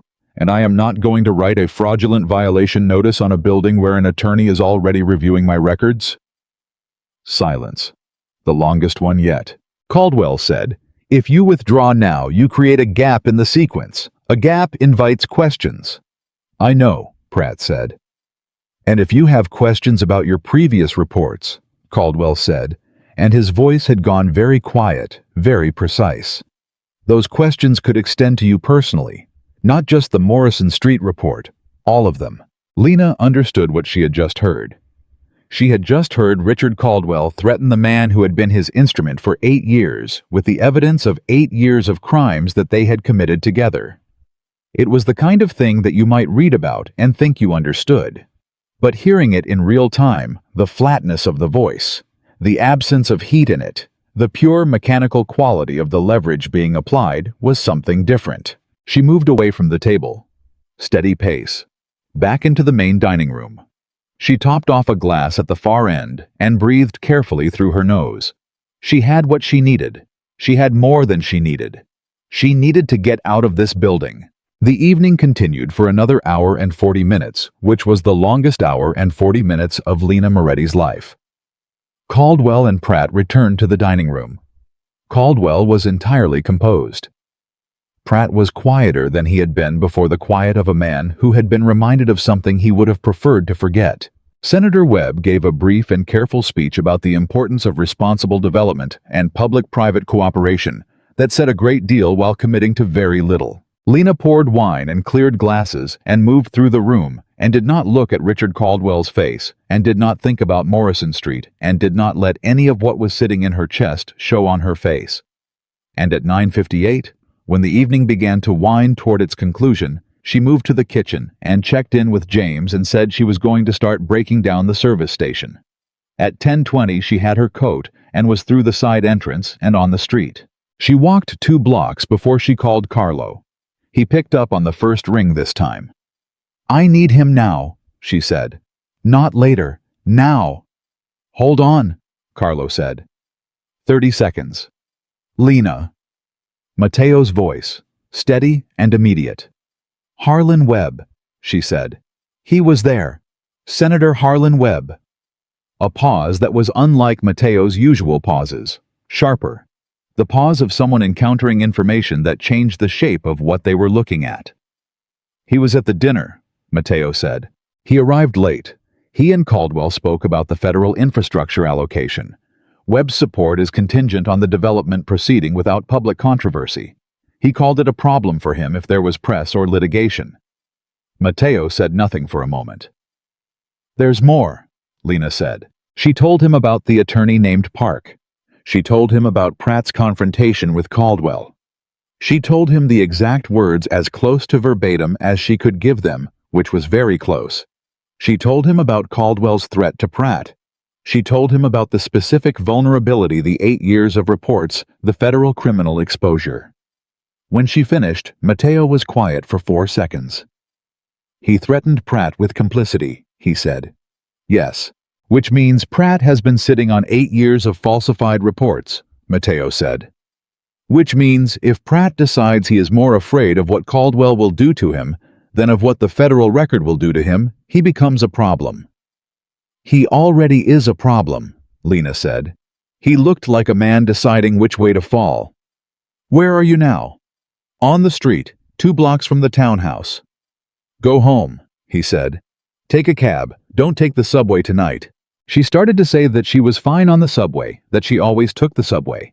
And then she thought about the way Caldwell had said someone told her, and the way he had moved through the guest list in his head, and she said, "Okay. I'm sending Carlo." "You don't have to." "He's already driving," Mateo said. She stood on the sidewalk and waited. The city moved around her, the usual relentless motion of it, and she stood inside it, feeling the particular strangeness of being a person who had just overheard something that mattered enormously, and now had to exist in ordinary space while holding it. Carlo arrived in 6 minutes. She got into the back seat, and he drove without asking where she was going because Mateo had already told him. And she sat in the dark of the car, and let the city slide past the windows, and felt for the first time since this had all started, genuinely afraid. Not afraid the way you're afraid in the moment of danger. Afraid the way you're afraid when you realize the danger extends further than you initially measured. Harlan Webb, a federal senator. She hadn't known about him. Mateo hadn't known about him. Which meant there were pieces of this that were larger than what they had been working from. Which meant the distance between what she had understood herself to be involved in and what she was actually involved in was greater than she had calculated. Carlo pulled up to her building. "Miss Moretti," he said, and she noticed that he used the formal address even in a car by themselves, which told her something about who Carlo was. "Thank you," she said. "Mr. Vascari asked me to tell you something," Carlo said. She paused with her hand on the door. "He said you did what only you could have done tonight. He said you would know what that means." She sat with that for a moment. She did know what it meant. It meant the same thing it had meant in the restaurant when he looked at her across a room full of frozen men and heard his grandmother's language come out of the mouth of a waitress from Queens. It meant that the thing she carried, the gift her grandfather had given her, the language and the listening and the particular way of being present in a room without being seen in it, that thing was not incidental to what was happening. It was central to it. "Tell him I'll call tomorrow," she said. She went upstairs. She made tea.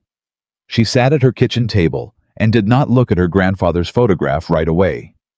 She sat first with the weight of what she was carrying and gave it the space it needed, because that was what her grandfather had taught her about things that were too big to process quickly. You don't rush them through. You sit with them until they become the right size to hold. Rosa Okafor, on the 3rd floor of the Morrison Street building, the grandmother who had taught school for 40 years. The jollof rice on Sundays, 30-plus years in the same home. The attorney named Park, who had already started asking questions, which meant someone had already told her. Someone who was not Lena because Lena had not contacted any attorney. Someone who knew about Morrison Street before Lena did. She sat with this for a long time. Then she picked up her phone and called Mateo. He answered on the 2nd ring. "The attorney," she said. "Park. You know who she is?" Not a question. A pause. "Yes." "You contacted her," Lena said. Silence. "Before you sent me to the dinner," she said. "You already had the housing court filing in motion." The silence was its own answer. "You used the gala information," she said, thinking it through as she said it. The addresses Pratt mentioned at the gala, Morrison Street. You passed them to the attorney and she filed the preliminary inquiry. The filing creates a paper trail, Mateo said, and his voice was careful in a way that meant he had anticipated this conversation. If Pratt writes a fraudulent violation notice on a building that already has a housing court inquiry on record, the falsification is documented from the moment of filing. We don't have to prove the pattern retroactively. The evidence builds itself. You should have told me, she said. Yes, he said. I should have. She was quiet. I made a decision without including you in it, he said. That was wrong. I'm telling you that directly. She wasn't used to powerful men saying that directly. She had expected deflection justification, the reframing of the omission as strategy. She had not expected him to sit in it. If I had known the attorney was already involved, she said, I might have handled certain moments in that room differently. The conversation about Park at the dinner table. If Caldwell is trying to trace who contacted her, and the trail leads anywhere near me, I need to know the shape of it. The contact with Park was made through 3 intermediaries, Mateo said. There is no connection to you.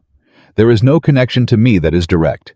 She received information through a housing advocacy network that receives information regularly from multiple anonymous sources.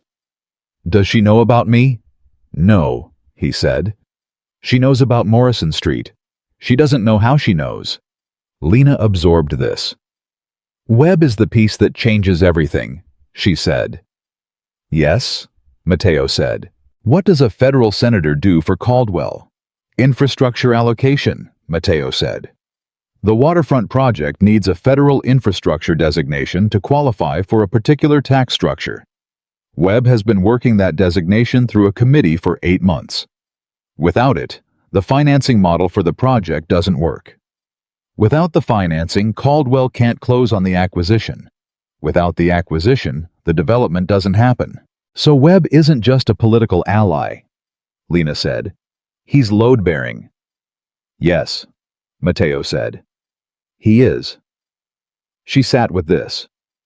The federal investigator you mentioned, she said. The one you've been planning to bring this to. Does that person have jurisdiction over a sitting senator? A different division does, Mateo said. And the investigator I work with knows who to call. You need Webb on record, she said. Not just Caldwell, not just Pratt. Webb on record saying what he said tonight. Yes. I'm the only person who heard it. Yes. My account isn't enough, she said. No, he said. It isn't. She thought. She thought the way she thought about everything. She mapped the space. She identified the variables. She looked for the place where the thing that was true intersected with the thing that could be proven. Pratt, she said. Mateo was quiet. Pratt was in that room, she said. Pratt heard everything Webb said. Pratt is already terrified. Caldwell just threatened him with his own exposure. A man who has been threatened by the person he's been protecting for 8 years is a man who is doing the math on which direction is safer. Go on, Mateo said. If someone were to approach Pratt, she said slowly, not through legal channels, not with authority, someone who could talk to him the way a person talks to another person who is frightened and looking for a way out, someone who doesn't represent a threat. Someone like a waitress who was in both rooms, Mateo said. Lena breathed. He saw me at the gala, she said. He didn't see me as a person nobody does, but he saw the uniform. If I approached him as a server, as someone who overheard things at both events and is equally scared about what she knows, he would recognize that. He would recognize the position. It's dangerous, Mateo said. Everything I've done for 2 weeks has been dangerous, she said. This is the piece that turns observation into evidence. Lena, he said. I know, she said. If Pratt tells Caldwell that someone approached him, then we move faster than Caldwell does, she said. Which means you need to have the federal contact ready the moment I talk to Pratt. The moment. If Pratt agrees to cooperate, there cannot be a gap between his agreement and his protection. Mateo was silent for a long time. I can have that ready in 48 hours, he said. Then give me 48 hours to find Pratt, she said. Another silence. This one had a different quality. Something that was neither purely strategic nor purely personal, but existed in the space between those things, a quality she had started to recognize as the particular register Matteo operated in when something mattered to him beyond the logic of the situation. I want to say something, he said. Okay, she said. When you walked into that dinner tonight, he said, you walked in knowing everything I've told you about what kind of people you were going to be standing in a room with, what Caldwell does, who Webb is, what the stakes are. And you went anyway. She waited. Most people who come into my world come looking for something, he said. Protection, money, position, power adjacent. They come because they want something I have. You came because the people on Morrison Street deserve to stay in their homes. She didn't say anything. Your grandfather raised someone remarkable, Matteo said. I want you to know that I understand that. And I want you to know that whatever happens from here, if this goes sideways in any direction, you will be protected. Not because I owe you something. Because you matter. As a person, you matter. She held the phone very still. In 26 years, she had been told she was good at her job. She had been told she was reliable. She had been told she was pretty by people who meant it as a substitute for looking at her actual face. She had never been told by anyone outside her family that she mattered, as a person, without qualification. She didn't know what to do with it, so she just let it sit there, the way you let something valuable sit when you're not sure yet where to put it down. 48 hours, she said. I'll find Pratt. She hung up. She looked at her grandfather's photograph. His eyes were the same in every photograph she had of him. Attentive, certain. The eyes of a man who had always known that the people everyone overlooked were the ones worth paying attention to. I'm still listening, Nonno, she said. She picked up her phone. She found the inspection department's public records website. She found Dennis Pratt's professional contact information, which was publicly listed because he was a municipal employee. And she started to think about exactly what she was going to say to a frightened man who needed someone to talk to him, not as an authority, not as a threat, but as the one thing he hadn't encountered in 8 years of doing Richard Caldwell's work. Someone who saw him. She found Dennis Pratt's routine in 2 days, not through anything sophisticated, through the same method she had used her entire working life to understand the spaces she moved through: observation, patience, and the willingness to be present in a place long enough that the patterns revealed themselves. His office was in a municipal building on Worth Street. He arrived every morning between 8:15 and 8:30, bought coffee from a cart on the corner, ate lunch at one of 3 places within a 4-block radius, and left the building between 5:40 and 6. He was a man of habit, which made sense. Men who were afraid tended toward routine. Routine felt like control. Control felt like safety, even when it wasn't. She had 48 hours. She spent the first day watching from a distance, which felt strange and slightly uncomfortable in a way she sat with rather than pushing away, because discomfort was information. What the discomfort was telling her was that she was operating outside every boundary she had set for herself when this started. She had agreed to listen. She had agreed to observe. She had not agreed to approach a man directly to insert herself into his line of sight to make herself visible when the entire point of everything she had done for the past 2 weeks was invisibility. But Matteo had been right about one thing. She was the only person who could do this, and she was beginning to understand that the only person who can do something has a particular kind of responsibility that doesn't come with the option of stepping back because it's uncomfortable. She called Matteo on the first evening. Tell me about Pratt, she said. Not what he's done, who he is. Matteo was quiet for a moment. Why? Because I'm going to talk to him as a person, she said, and I need to understand the person. Another pause, the kind that meant he was deciding how to be useful rather than how to be right. He's 53 years old, Matteo said. He grew up in Staten Island.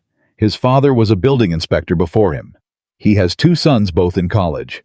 His wife left him 4 years ago. He coaches a youth baseball team in his neighborhood on Saturday mornings. He has coached the same team for 11 years. She sat with this. He's not a bad person, she said. No, Matteo said. He's not. He's a person who made a decision he thought he could manage and discovered too late that you don't manage decisions like that. They manage you. That's the thing I need to talk to him about, she said. Lena, Matteo said. I know, she said. I'll be careful. She approached him on the second day at lunch. He was at the same sandwich place he had used the day before, a narrow counter restaurant 2 blocks from his office, sitting alone at a table near the back, with his phone face down and a turkey club he hadn't started eating. The face-down phone was the detail that told her the most. A man with a face-down phone at lunch was a man who was afraid of what it might show him. She bought coffee at the counter. She sat down across from him. He looked up. She watched his face run through the sequence, the automatic social readiness for a stranger. Then the second register, is this someone I know? Then the third register, slower, the register that people hit when something triggers a connection they can't immediately place. She gave him a moment with it. You were at the gala 2 weeks ago, she said, and at Mr. Caldwell's dinner on Thursday. I was serving at both events. His face went through something complicated and fast. I don't, he started. My name is Lena Moretti, she said. I'm not from law enforcement. I'm not from any government agency. I'm not from anyone you need to be afraid of. I'm a waitress who overheard things she wasn't supposed to hear, and I think you and I are in the same position. He looked at her. His jaw was tight. I'm going to leave, he said. Okay, she said. But before you do, I want to tell you one thing. He was half out of his seat. The attorney named Park, she said. He sat back down. Not fully. He sat on the edge of the chair the way a person sits when they want to be able to move fast, but he sat. She already has the inspection dates, Lena said. The dates of your walkthroughs on Morrison Street. She has documentation that the walkthroughs occurred and no violation was found. If a violation notice appears on Morrison Street in December, she has a baseline that makes the notice impossible to justify. You know that. That's why you told Caldwell you were done. Pratt said nothing. But his hands were on the table, and they were very still in the way that stillness is a choice rather than a natural state. I'm not trying to threaten you, Lena said. I want to be completely clear about that. I'm sitting here because you looked like a man at that dinner who was doing math he didn't like the answer to, and I know what that feels like, and I thought you might want to talk to someone who isn't Caldwell. Pratt looked at her for a long moment. Who sent you? He said. Nobody sent me, she said. I made this decision myself. People don't make decisions like this themselves, he said. I do, she said. It's a habit. Something shifted in his face. Not trust, not yet. But the slight reduction in active alarm that happens when someone encounters a quality they didn't expect and don't know how to be immediately suspicious of. What do you want? He said. I want you to think about something, she said. Caldwell threatened you Thursday night. He reminded you that your exposure isn't limited to Morrison Street. 8 years of reports. That's what he's holding.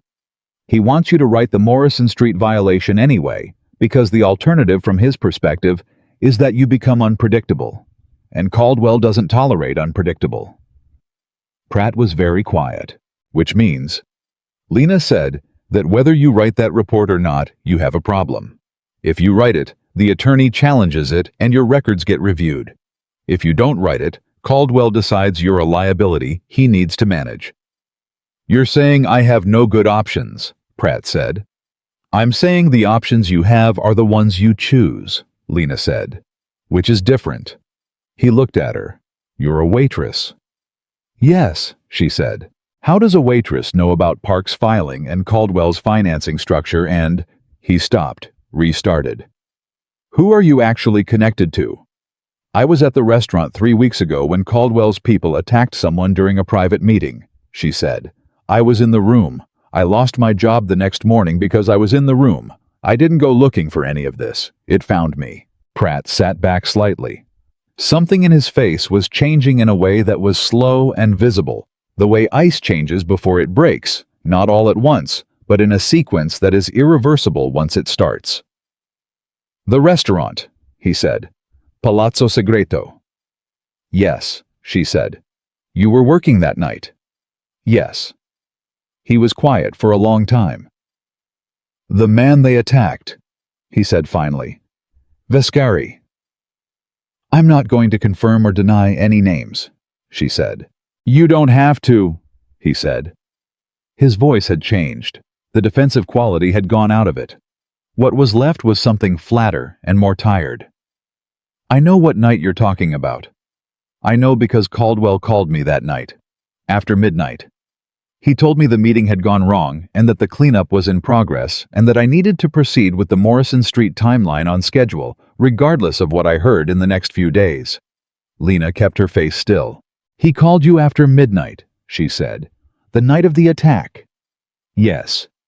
"That means he knew the attack was going to happen before it happened." Pratt looked at her. He had the expression of a man who had been carrying a very specific piece of knowledge for 3 weeks and had told himself he wasn't going to say it out loud and was now saying it out loud. "Yes," he said. "That's what that means." The table between them was very quiet. "Mr. Pratt," Lena said, and she said it gently, the way her grandfather had said things when he needed someone to hear something they didn't want to hear. "You've been carrying this for 3 weeks. You've been carrying 8 years of this, and the man you've been carrying it for just threatened to use it against you." Pratt's jaw moved. He didn't speak. "There is a federal investigator," she said. "Someone with jurisdiction over everything in the sequence, not just the inspections and the attack, and the senator and the financing, all of it. If you are willing to speak to that investigator, the exposure you have for the previous reports becomes something that can be negotiated. It becomes leverage in your direction instead of Caldwell's. And the Morrison Street violation that he's asking you to write doesn't get written, which means Rosa Okafor and the rest of that building stays home." Pratt closed his eyes. He kept them closed for a long time. When he opened them, they were the eyes of a man who had stopped doing the math, because the math had finally come out the same way enough times that there was no point running it again. "The investigator," he said. "How fast?" "Today," she said. "If you say yes today." He looked at her. "A waitress," he said again, but this time he said it differently.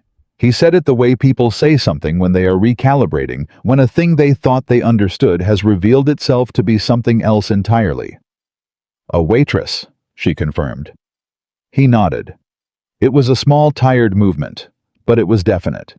She called Carlo from the bathroom of the sandwich shop. "Tell him Pratt said yes," she said. "Tell him it needs to be today." Carlo said, "Hold on." 40 seconds. Matteo's voice. "Are you sure?" "He's sure," she said. "Don't give him time to rethink it." 3 hours, Matteo said. "Tell him to go back to his office and wait. I'll send someone he can trust." She went back to the table and told Pratt. He nodded again. He picked up his turkey club. He took one bite, put it down, picked up his coffee instead.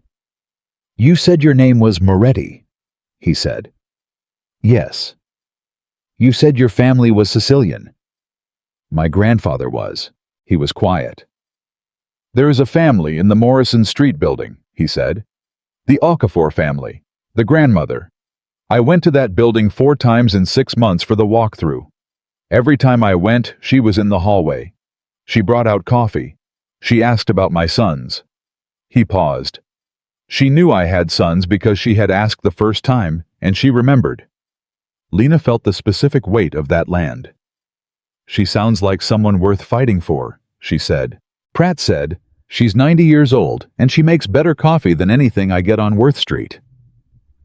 Lena smiled. She hadn't expected to smile. It arrived on her face before she could decide about it. "Go back to your office," she said. "Someone will come." She left the sandwich shop and stood on the sidewalk in the cold and let the adrenaline move through her in the way she had learned to let it move without fighting it, without performing steadiness. She didn't feel yet, just letting the body do what the body does when it has been doing something that required everything it had. Then she called Mateo back. He knew about the attack before it happened, she said. Caldwell called Pratt after midnight the same night. He told him the meeting had gone wrong and to proceed on schedule regardless of what he heard. Silence. Mateo, she said. I heard you, he said. She could hear something in his voice that was very controlled, the way a current is controlled by a dam, the force of it unchanged but directed. That means Caldwell didn't just set a trap, Mateo said. He knew the precise timing. Someone inside told him, Lena said. Yes, Mateo said. Someone who knew the meeting schedule. There were 6 people who knew the meeting was happening and when, he said, outside of the people present. 6, she said. I'll handle that, he said. What you've done today, Lena, that took something I don't have a word for. She thought about Pratt's face when he talked about Rosa Okafor and the coffee and knowing about his sons. He's not a bad person, she said again. No, Mateo said. But he made bad choices. There's a difference, and what you gave him today is the space to understand that the choices aren't finished yet. She went home. She showered. She ate something she didn't taste. She sat at her kitchen table and tried to read one of the second-hand books from her shelf and found that she couldn't hold the words in sequence because her mind kept moving through the day in a loop. At 7:15, her phone rang. Mateo. Pratt spoke to the investigator for 3 hours, he said. Her name is Agent Diane Cho. She has jurisdiction over financial fraud, municipal corruption, and civil rights violations connected to housing displacement. Pratt gave her everything. 8 years of reports. The Morrison Street sequence. The phone call from Caldwell the night of the attack. Senator Webb's presence at the dinner and what he said about the infrastructure allocation. Lena breathed. All of it, she said. All of it, Mateo said. And he gave her something else. He gave her documentation he's been keeping. His own personal records of every conversation with Caldwell about the reports. Dates amounts transferred to his accounts, the specific requests Caldwell made. He kept records, Lena. 8 years of records. She sat with that. He was always planning to stop, she said slowly. Not consciously, but he kept the records because some part of him always knew this was going to end, and he needed to be able to show what happened. That's what Cho said, Mateo told her. Exactly that. What happens now?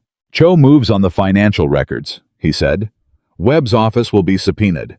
The Morrison Street inspection will be flagged for federal review, which means Caldwell cannot proceed without walking directly into an active investigation. The waterfront acquisition is frozen. And Caldwell. Cho will move carefully, Mateo said. She has to. A man with his connections requires a complete case before any formal action. But the case is building. And the phone record of his call to Pratt on the night of the attack is evidence of prior knowledge of criminal activity. That's a different category of exposure than municipal corruption. How long, she said. Months, he said. This doesn't resolve in a week, but the Morrison Street building is safe for the foreseeable future because the moment Caldwell touches it, he hands Cho exactly what she needs. She exhaled. She hadn't known how tightly she had been holding her breath until it released. The Okafor family, she said. Safe, he said. For now. And I'm going to make sure it stays that way regardless of what happens with the investigation. She looked at her grandfather's photograph. I need to ask you something, she said. Ask, he said. The person who told Caldwell about the meeting, she said. The one inside. Did you find out who it was? A pause. Yes, he said. Someone close to you, she said. Yes. She didn't ask further. She understood from his voice that it was something he was carrying in the particular way you carry betrayal from someone you trusted, which is different from every other kind of weight. She understood because she had heard that weight in his voice once before, the night in the restaurant when he was hurt and surrounded by people who couldn't understand him, and she had recognized something in him that was lonelier than the anger and deeper than the pain. I'm sorry, she said. Don't be, he said. It's been handled. Are you all right? The question sat in the air between them. "People ask me that rarely," he said. "And when they do, they usually don't want the real answer." "I want the real answer," she said. Another silence. This one was different from all the others. It had a quality of openness to it, like a window that had been closed for a long time, and was being considered for the first time as something that could be opened. "No," he said, "not entirely, but I will be." "That's a real answer," she said. "Yes," he said, "it is." She was quiet for a moment. Then she said, "My grandfather used to say that the people who hurt you don't get to take your language. Whatever they take, they don't get to take the way you talk to the people you trust." Matteo was quiet. "He meant it about the dialect," she said. "But he meant it about other things too." "He was right," Matteo said, and his voice had something in it she hadn't heard before, something that had been opened by the fact that she had asked a real question and waited for a real answer. "He was right about a great many things, your grandfather." "He would have had a lot to say about all of this?" she said. "What would he say?" Matteo asked. She thought about it. She thought about Sal Moretti with his careful hands and his second-hand suits and the way he looked at the world as though it contained more that was worth attention than most people realized. "He would say that a language nobody remembers is still a living thing if one person carries it," she said. "And that the reason to carry it isn't to preserve it. It's because the day will come when it's the only thing that reaches someone who needs reaching." The silence that followed was the longest one they had shared, and it was not uncomfortable. It was the kind of silence that exists between two people who have been through something together and have arrived for the first time at a moment when there is nothing urgent to solve, and nothing to perform, and nothing to be, except honest about the fact that something has changed. "I owe you more than I can quantify," Matteo said. "You owe me a job," she said. "You said restaurant of my choosing." He laughed. It was a real laugh, not the brief half-smile she had catalogued from him across the previous weeks. It was a full, real, surprised laugh, and it landed in her chest in a way that felt like something she hadn't been expecting to feel. "Yes," he said. "I did say that." "I've been thinking about it," she said. "Tell me." "Something small," she said. "Not fine dining. Something that a person from Queens could walk into and feel like they belonged. Where the food is real and the prices don't require you to check your account balance first. Where the person carrying the plates is treated like a person carrying the plates." "In Queens," he said. "In Queens," she said. "Your grandfather's neighborhood." She paused. "Yes," she said. "His neighborhood." "I'll have someone reach out to you this week," Matteo said. "We'll find a space." "I want to be involved in every decision," she said. "It's my restaurant." "Of course," he said. "It's your restaurant." She looked at the photograph. "Matteo," she said. "Yes." "The night at the restaurant," she said. "When you were speaking the dialect and nobody understood you, what were you most afraid of?" He was quiet for a long time. "Not the wound," he said. "Not the betrayal. I've been hurt before. I've been betrayed before." Another pause. "I was afraid that nobody in that room actually knew who I was. That if something had happened to me that night, every person in that room would have been able to describe the name Vescari, and none of them would have been able to describe the man." She sat with that. "I know who you are," she said. "I don't know everything, but I know who you are." He didn't respond immediately. And when he did, his voice was quiet in a way that had nothing performative about it. Nothing controlled, nothing that was the result of discipline or habit, or the management of how he appeared to others. "I know," he said. "That's the thing that I keep coming back to. You knew before you had any reason to." She looked at her grandfather's face. She thought about the old man who had taught her a language the world had largely forgotten, who had told her that real listening was the rarest gift, who had stood in front of a restaurant in Queens with pride in his eyes and told her every chance he got that she was smarter and stronger and more worth knowing than the situations she kept finding herself in. She thought about the road home, always longer, going, always shorter, coming back. She was not all the way home yet. There were months of federal investigation ahead. There were depositions and subpoenas and the slow machinery of justice doing the work it does when it finally decides to do it. There was a restaurant that didn't exist yet, but was beginning to take shape in her mind in the way that things take shape when you have spent enough time in their absence.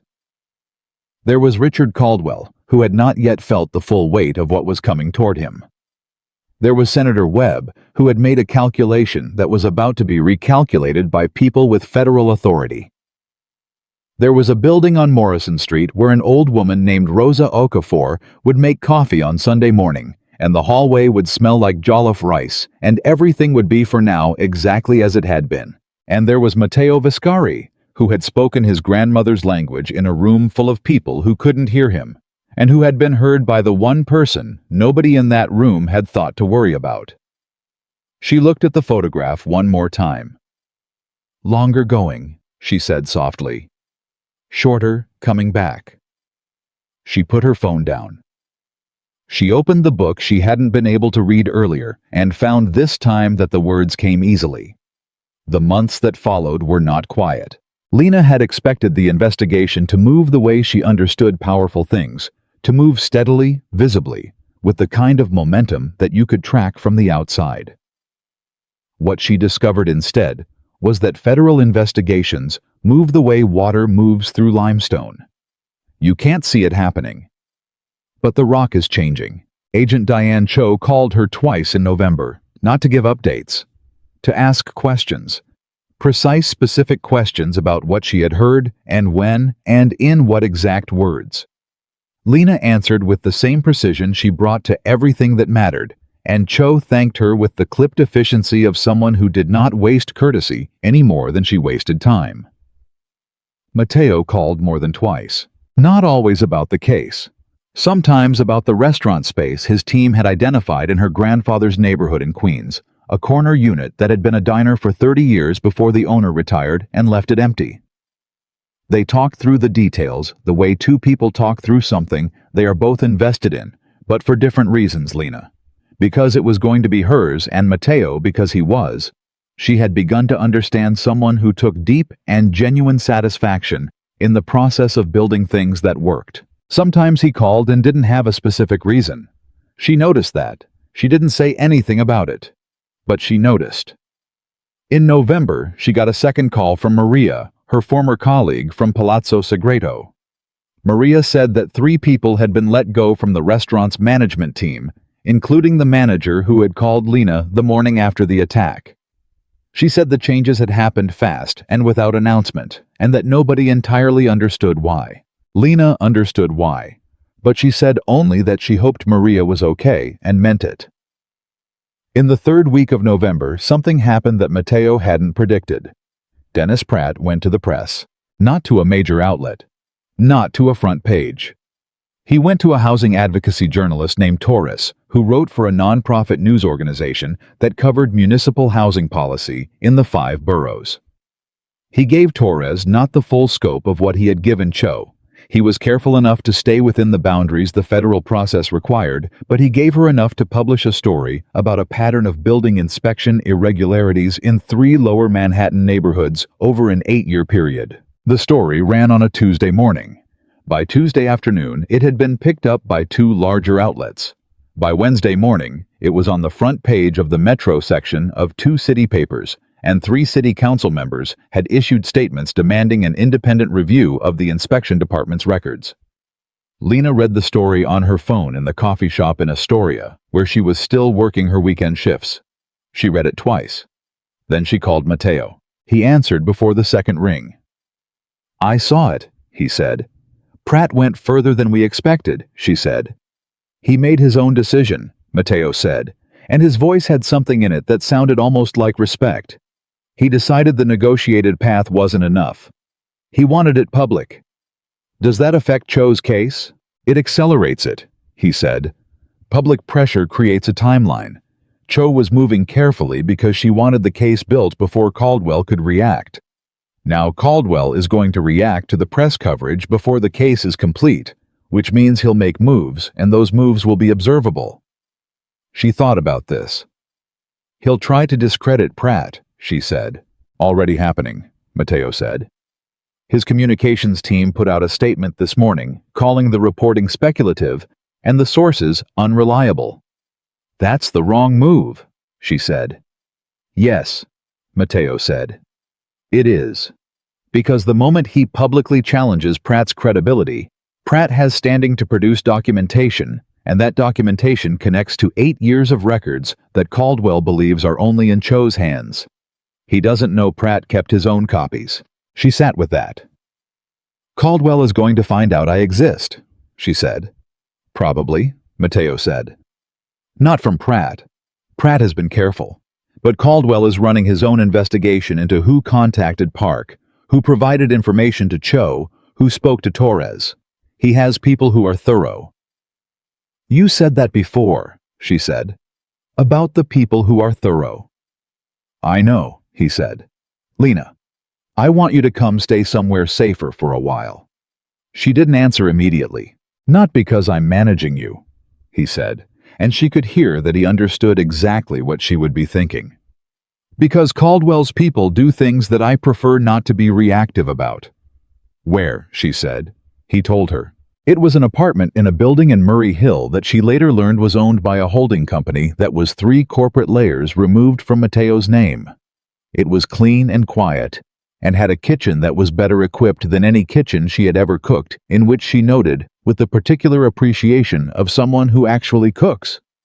She stayed there for 11 days. She worked on the restaurant plans during the day. She talked to Mateo's recommended contractor, a compact, efficient woman named Sandra, who had renovated 14 restaurant spaces in the city, and who looked at Lena's ideas with the expression of someone finding them both viable and interesting. She talked to her mother, who asked when she was coming to Sunday dinner, and noticed without being told that something significant was happening in her daughter's life. You sound different, her mother said. I'm fine, Mom, Lena said. I didn't say you weren't fine. I said you sound different. Different can be good. She thought about that after she hung up. Different. She turned the word around in her mind the way you turn something over to see all its angles. On the 6th day of the 11, Mateo came by the apartment. He hadn't called ahead. He had texted 20 minutes before, which she had come to understand was his version of calling ahead, because he was not someone who enjoyed the performative element of scheduling. She had been eating lunch when the text arrived, and she had set down her fork and thought about what it meant that he was coming here to a space that was as close to ordinary domestic life as anything connected to him had been. He arrived looking like a man who had not slept well and was not interested in performing otherwise. He sat at her kitchen table, which was small, and accepted coffee, and looked at the restaurant plans she had spread out on one end of the table. Tell me about it, he said. So she did. She told him about the corner space and what Sandra said about the kitchen configuration, and what she was thinking about the menu, not ambitious in the way that Midtown ambitious means, but honest in the way that her grandfather's table had been honest food that tasted like someone made it for you rather than for a photograph. She told him about the name she was considering. He listened, the way he always listened, with complete attention and without interruption, and she had stopped finding it unusual and had started finding it simply one of the things that was true about him. When she finished, he said, Moretti's. That's not what I was thinking, she said. What were you thinking? Sal's, she said. He was quiet for a moment. Something moved across his face that was not quite a smile, but was adjacent to one, the kind of expression that happens when someone says something that is exactly right, and you recognize it without being able to explain the recognition. Sal's, he repeated. He would have hated anything that put my name on the sign, she said. He always said that the restaurant should be bigger than the person running it. He was right about that too, Mateo said. They sat at the small kitchen table with their coffee and the restaurant plans between them and the city outside, doing what the city always did. And it was, Lena thought, the most ordinary moment she had spent in 3 months. And the most comfortable. The person inside, she said. The one who told Caldwell about the meeting. You handled it. Yes, he said. Will you tell me who it was? He was quiet. You don't have to, she said. Marco, he said. She processed this. The guard. The refrigerator-built man who had stood 2 feet from her in the restaurant and said she can't leave, and then stepped back when Matteo said otherwise. He was with you for how long? She said. 11 years, Matteo said. She didn't say anything. She understood that there was nothing useful to say about 11 years. And then Marco, and that what Matteo needed in that moment was not commentary but simply the presence of someone who understood what it cost. I'm sorry, she said. I know, he said. They sat with it. Then Matteo said, I want to tell you something about that night, the restaurant, what I remember. She waited. I've been in difficult situations, he said. Many of them. When you've operated the way I've operated, you develop a tolerance for chaos that becomes its own kind of numbness. Things happen, and you manage them, and you move forward, and you don't allow yourself to feel the full weight of it until later, sometimes much later. She was listening the way her grandfather had taught her, with everything quiet. That night, he said, when I was speaking the dialect and nobody understood me, I was not afraid of the wound or the betrayal or the exposure. I was afraid of something I hadn't allowed myself to feel in a very long time. He paused.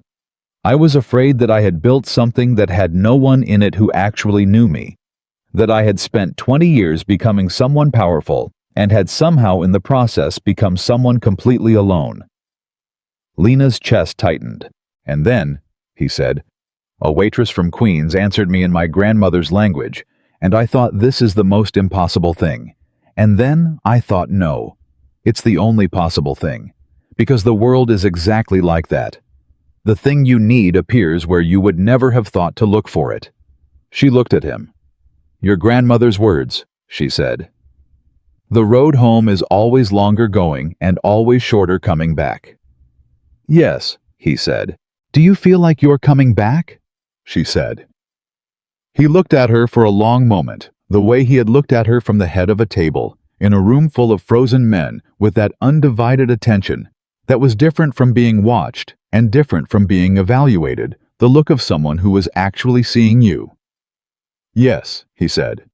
I think I am. On the 8th day, Caldwell made his mistake. It came through Cho, who called Lena directly for the first time without going through Matteo's people, which told Lena something important about how the federal relationship had been reconfigured. I need you to be available for a formal interview, Cho said. In person, within the next 48 hours. What happened? Lena said. Caldwell's legal team contacted Pratt yesterday, Cho said. They made an offer. They framed it as a consulting arrangement. Pratt is wired. We have the conversation on record. In the course of the conversation, Caldwell's attorney referenced the dinner party on Thursday and made specific statements about what Senator Webb discussed that evening and the importance of that conversation remaining private. Lena understood immediately. Caldwell's own lawyer described what happened at the dinner, she said, in specific enough terms that it corroborates everything Pratt told us independently, Cho said, and everything you told us. We now have 3 independent sources on Webb's statements. That's enough to move on the senator. She sat down. Caldwell just handed you Webb, she said. His lawyer did, Cho said, trying to contain a witness who is already cooperating. It's a classic miscalculation. They didn't know the extent of what Pratt had given us, so they thought they were managing a limited exposure. They walked into something considerably larger. When do you move? Lena asked. The Webb subpoena goes out Friday, Cho said. Caldwell will know by Friday afternoon. You need to be available before that. She went in on Thursday morning. The federal building. A room with a table and chairs, and Cho and a colleague whose name she didn't catch, and a recorder and a glass of water. Lena sat down and told the story from the beginning. The restaurant, the dialect, the gala, the dinner Pratt in the sandwich shop. Everything in the exact sequence and the exact words with the precision that her grandfather had given her, without either of them knowing at the time what it would eventually be used for. It took 4 hours. When she walked out, Matteo was in the car outside. She got in. She didn't say anything for a moment. She looked at the street through the window. 4 hours, he said. She's thorough, Lena said. Good, he said. She turned and looked at him. He was watching her with the expression she had started to think of as his true face, the one underneath the management and the discipline and the careful control of how he appeared to the world.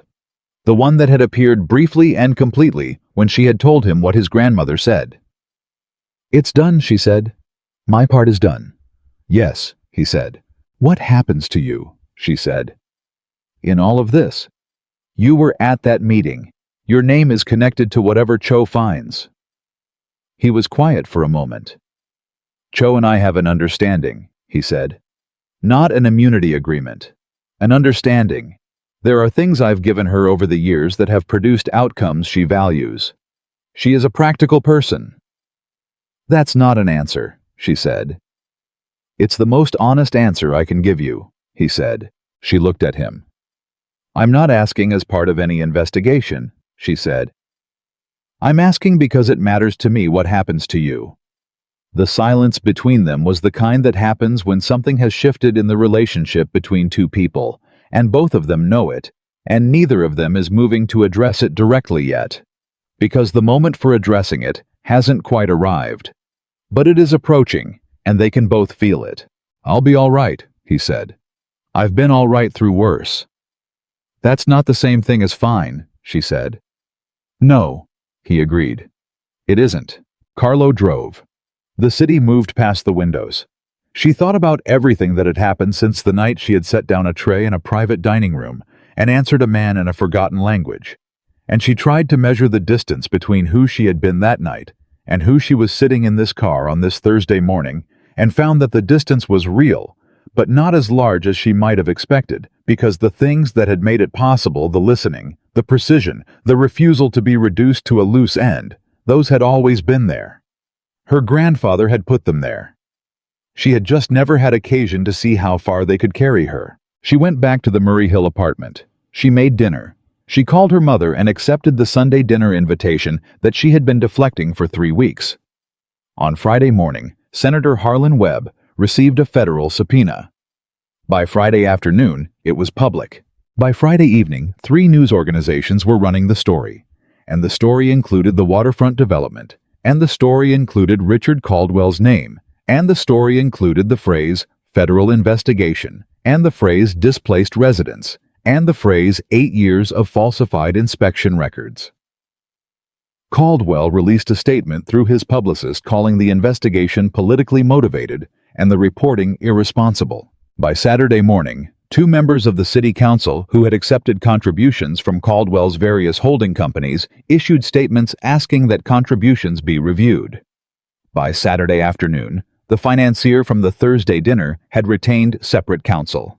It was, Lena thought, watching all of it from her kitchen table with her coffee, the way things fall apart when the piece holding them together is removed, not all at once, but with a gathering speed that becomes undeniable. She called Matteo. Are you watching? She said. Yes, he said. How does it feel? She said. He was quiet for a moment. Like something that should have happened a long time ago, he said. And like something I couldn't have made happen alone. You couldn't have, she said. And I couldn't have either. No, he said. Neither of us could. She sat with that. The specific truth of it. That the thing that had happened was only possible because of the intersection of 2 completely unlike people who had no reason to trust each other and had decided to anyway for reasons that began as practical and had become something else without either of them planning it. I want to tell you something, she said. Tell me, he said. The night at the restaurant, she said. When I answered you, I didn't do it because I was brave. I want you to know that. I was scared. I was standing against the wall trying to be furniture and you were speaking your grandmother's language and I couldn't not answer. That's all it was. I physically could not answer. He was quiet. I know, he said. That's why it mattered. She paused. What do you mean? The people who do things because they're brave are making a calculation, he said. They're deciding that the outcome justifies the fear. That's valuable. But you didn't calculate, you just responded. From somewhere that wasn't fear and wasn't strategy. From something real. And in my experience, things that come from something real are the things that actually change anything. She didn't have a response to that. Not because it wasn't true, but because it was true in a way that she needed a moment to absorb. "Sal's opens in March," she said eventually. "I know," he said. "I'll be there."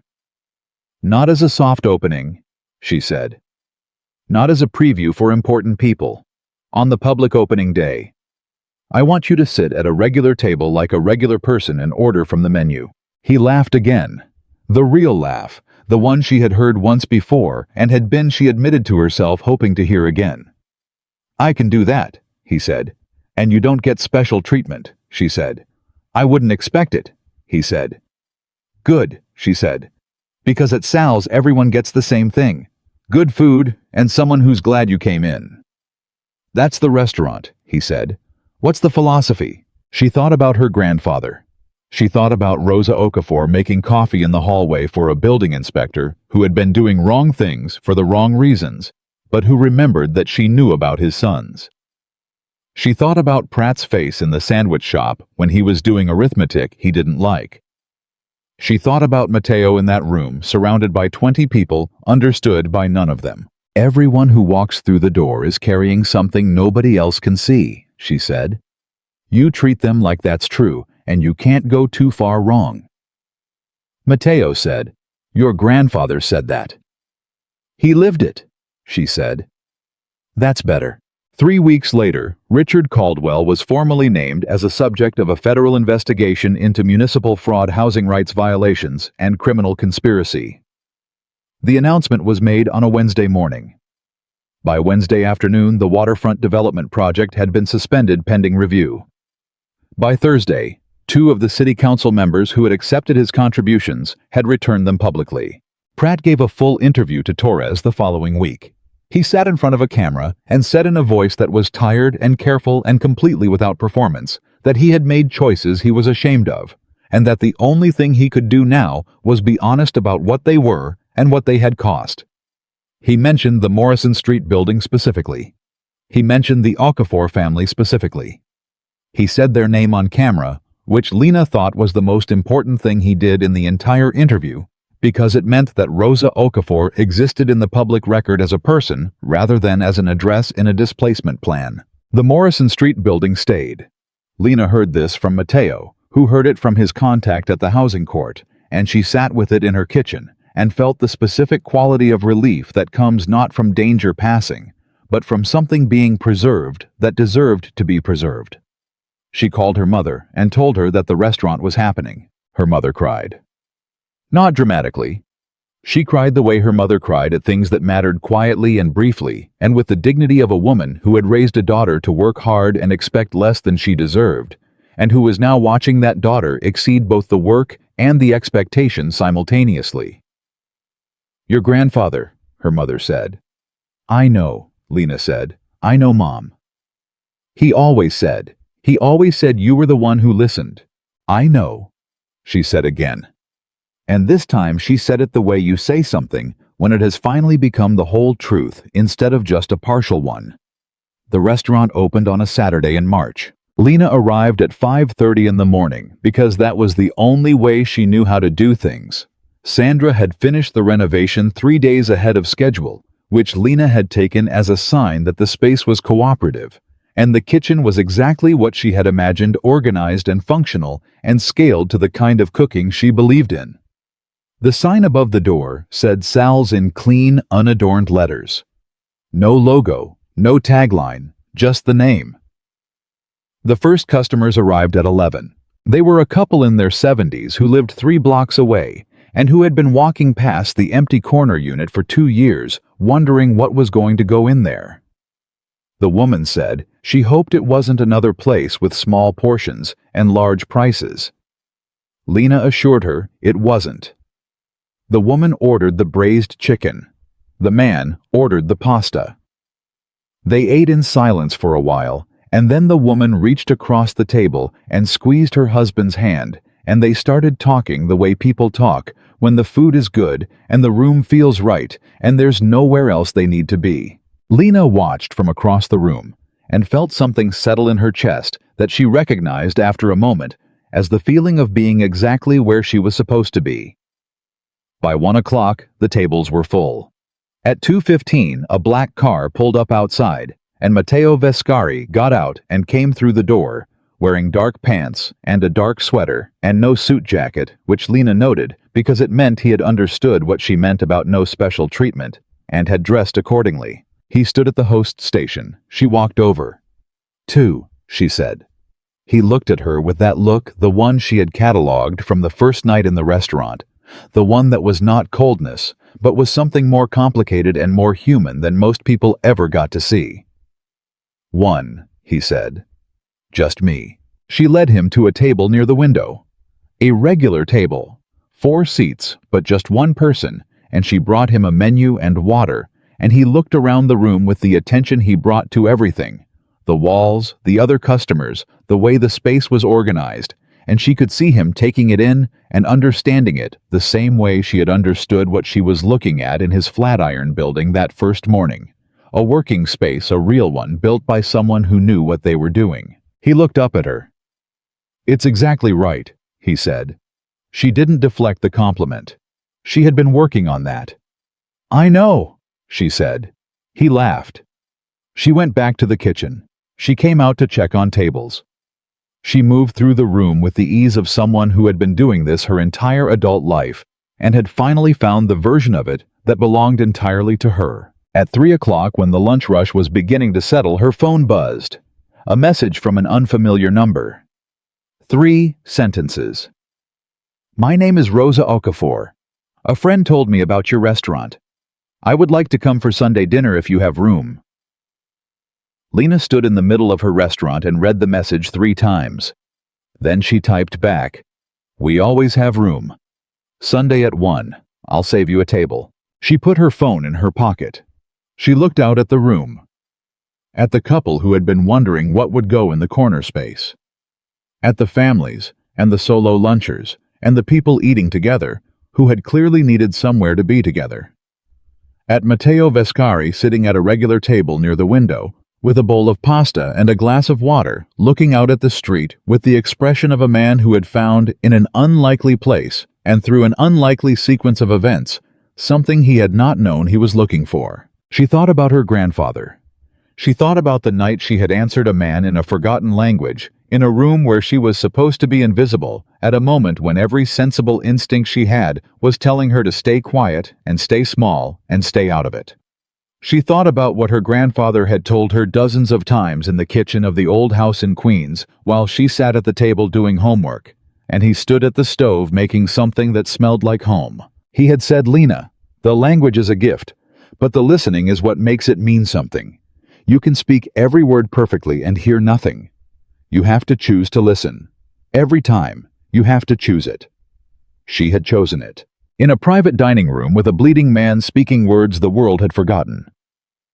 At a charity gala with a tray of drinks and a conversation she wasn't supposed to hear.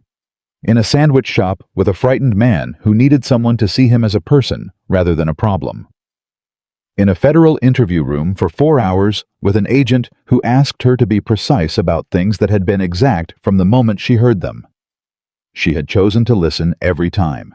And the road had been longer going than she had known when she started, and now she was here in a room that smelled like braised chicken and espresso, and the particular warmth of a space that knows what it's for, and the road back had been exactly as short as it needed to be. Her grandfather had been right. He had been right about everything. She straightened her apron. She picked up a coffee carafe. She walked back into the room where people were eating and talking and existing in the ordinary, extraordinary way that people exist when they are somewhere that makes them feel like they belong. This was what she had built. Not because someone gave it to her, not because she had been found, but because she had spoken when speaking was the right thing to do, and listened when listening was the only thing that would work, and walked toward the difficult thing when walking away would have been so much easier. And had done all of it because her grandfather had spent 30 years teaching her that the people everyone overlooked were always worth paying attention to. Sal's was open. The corner table was saved for Sunday. And Lena Moretti, the waitress from Queens, who spoke a dead dialect and listened better than anyone in the room, was finally completely and irrevocably home.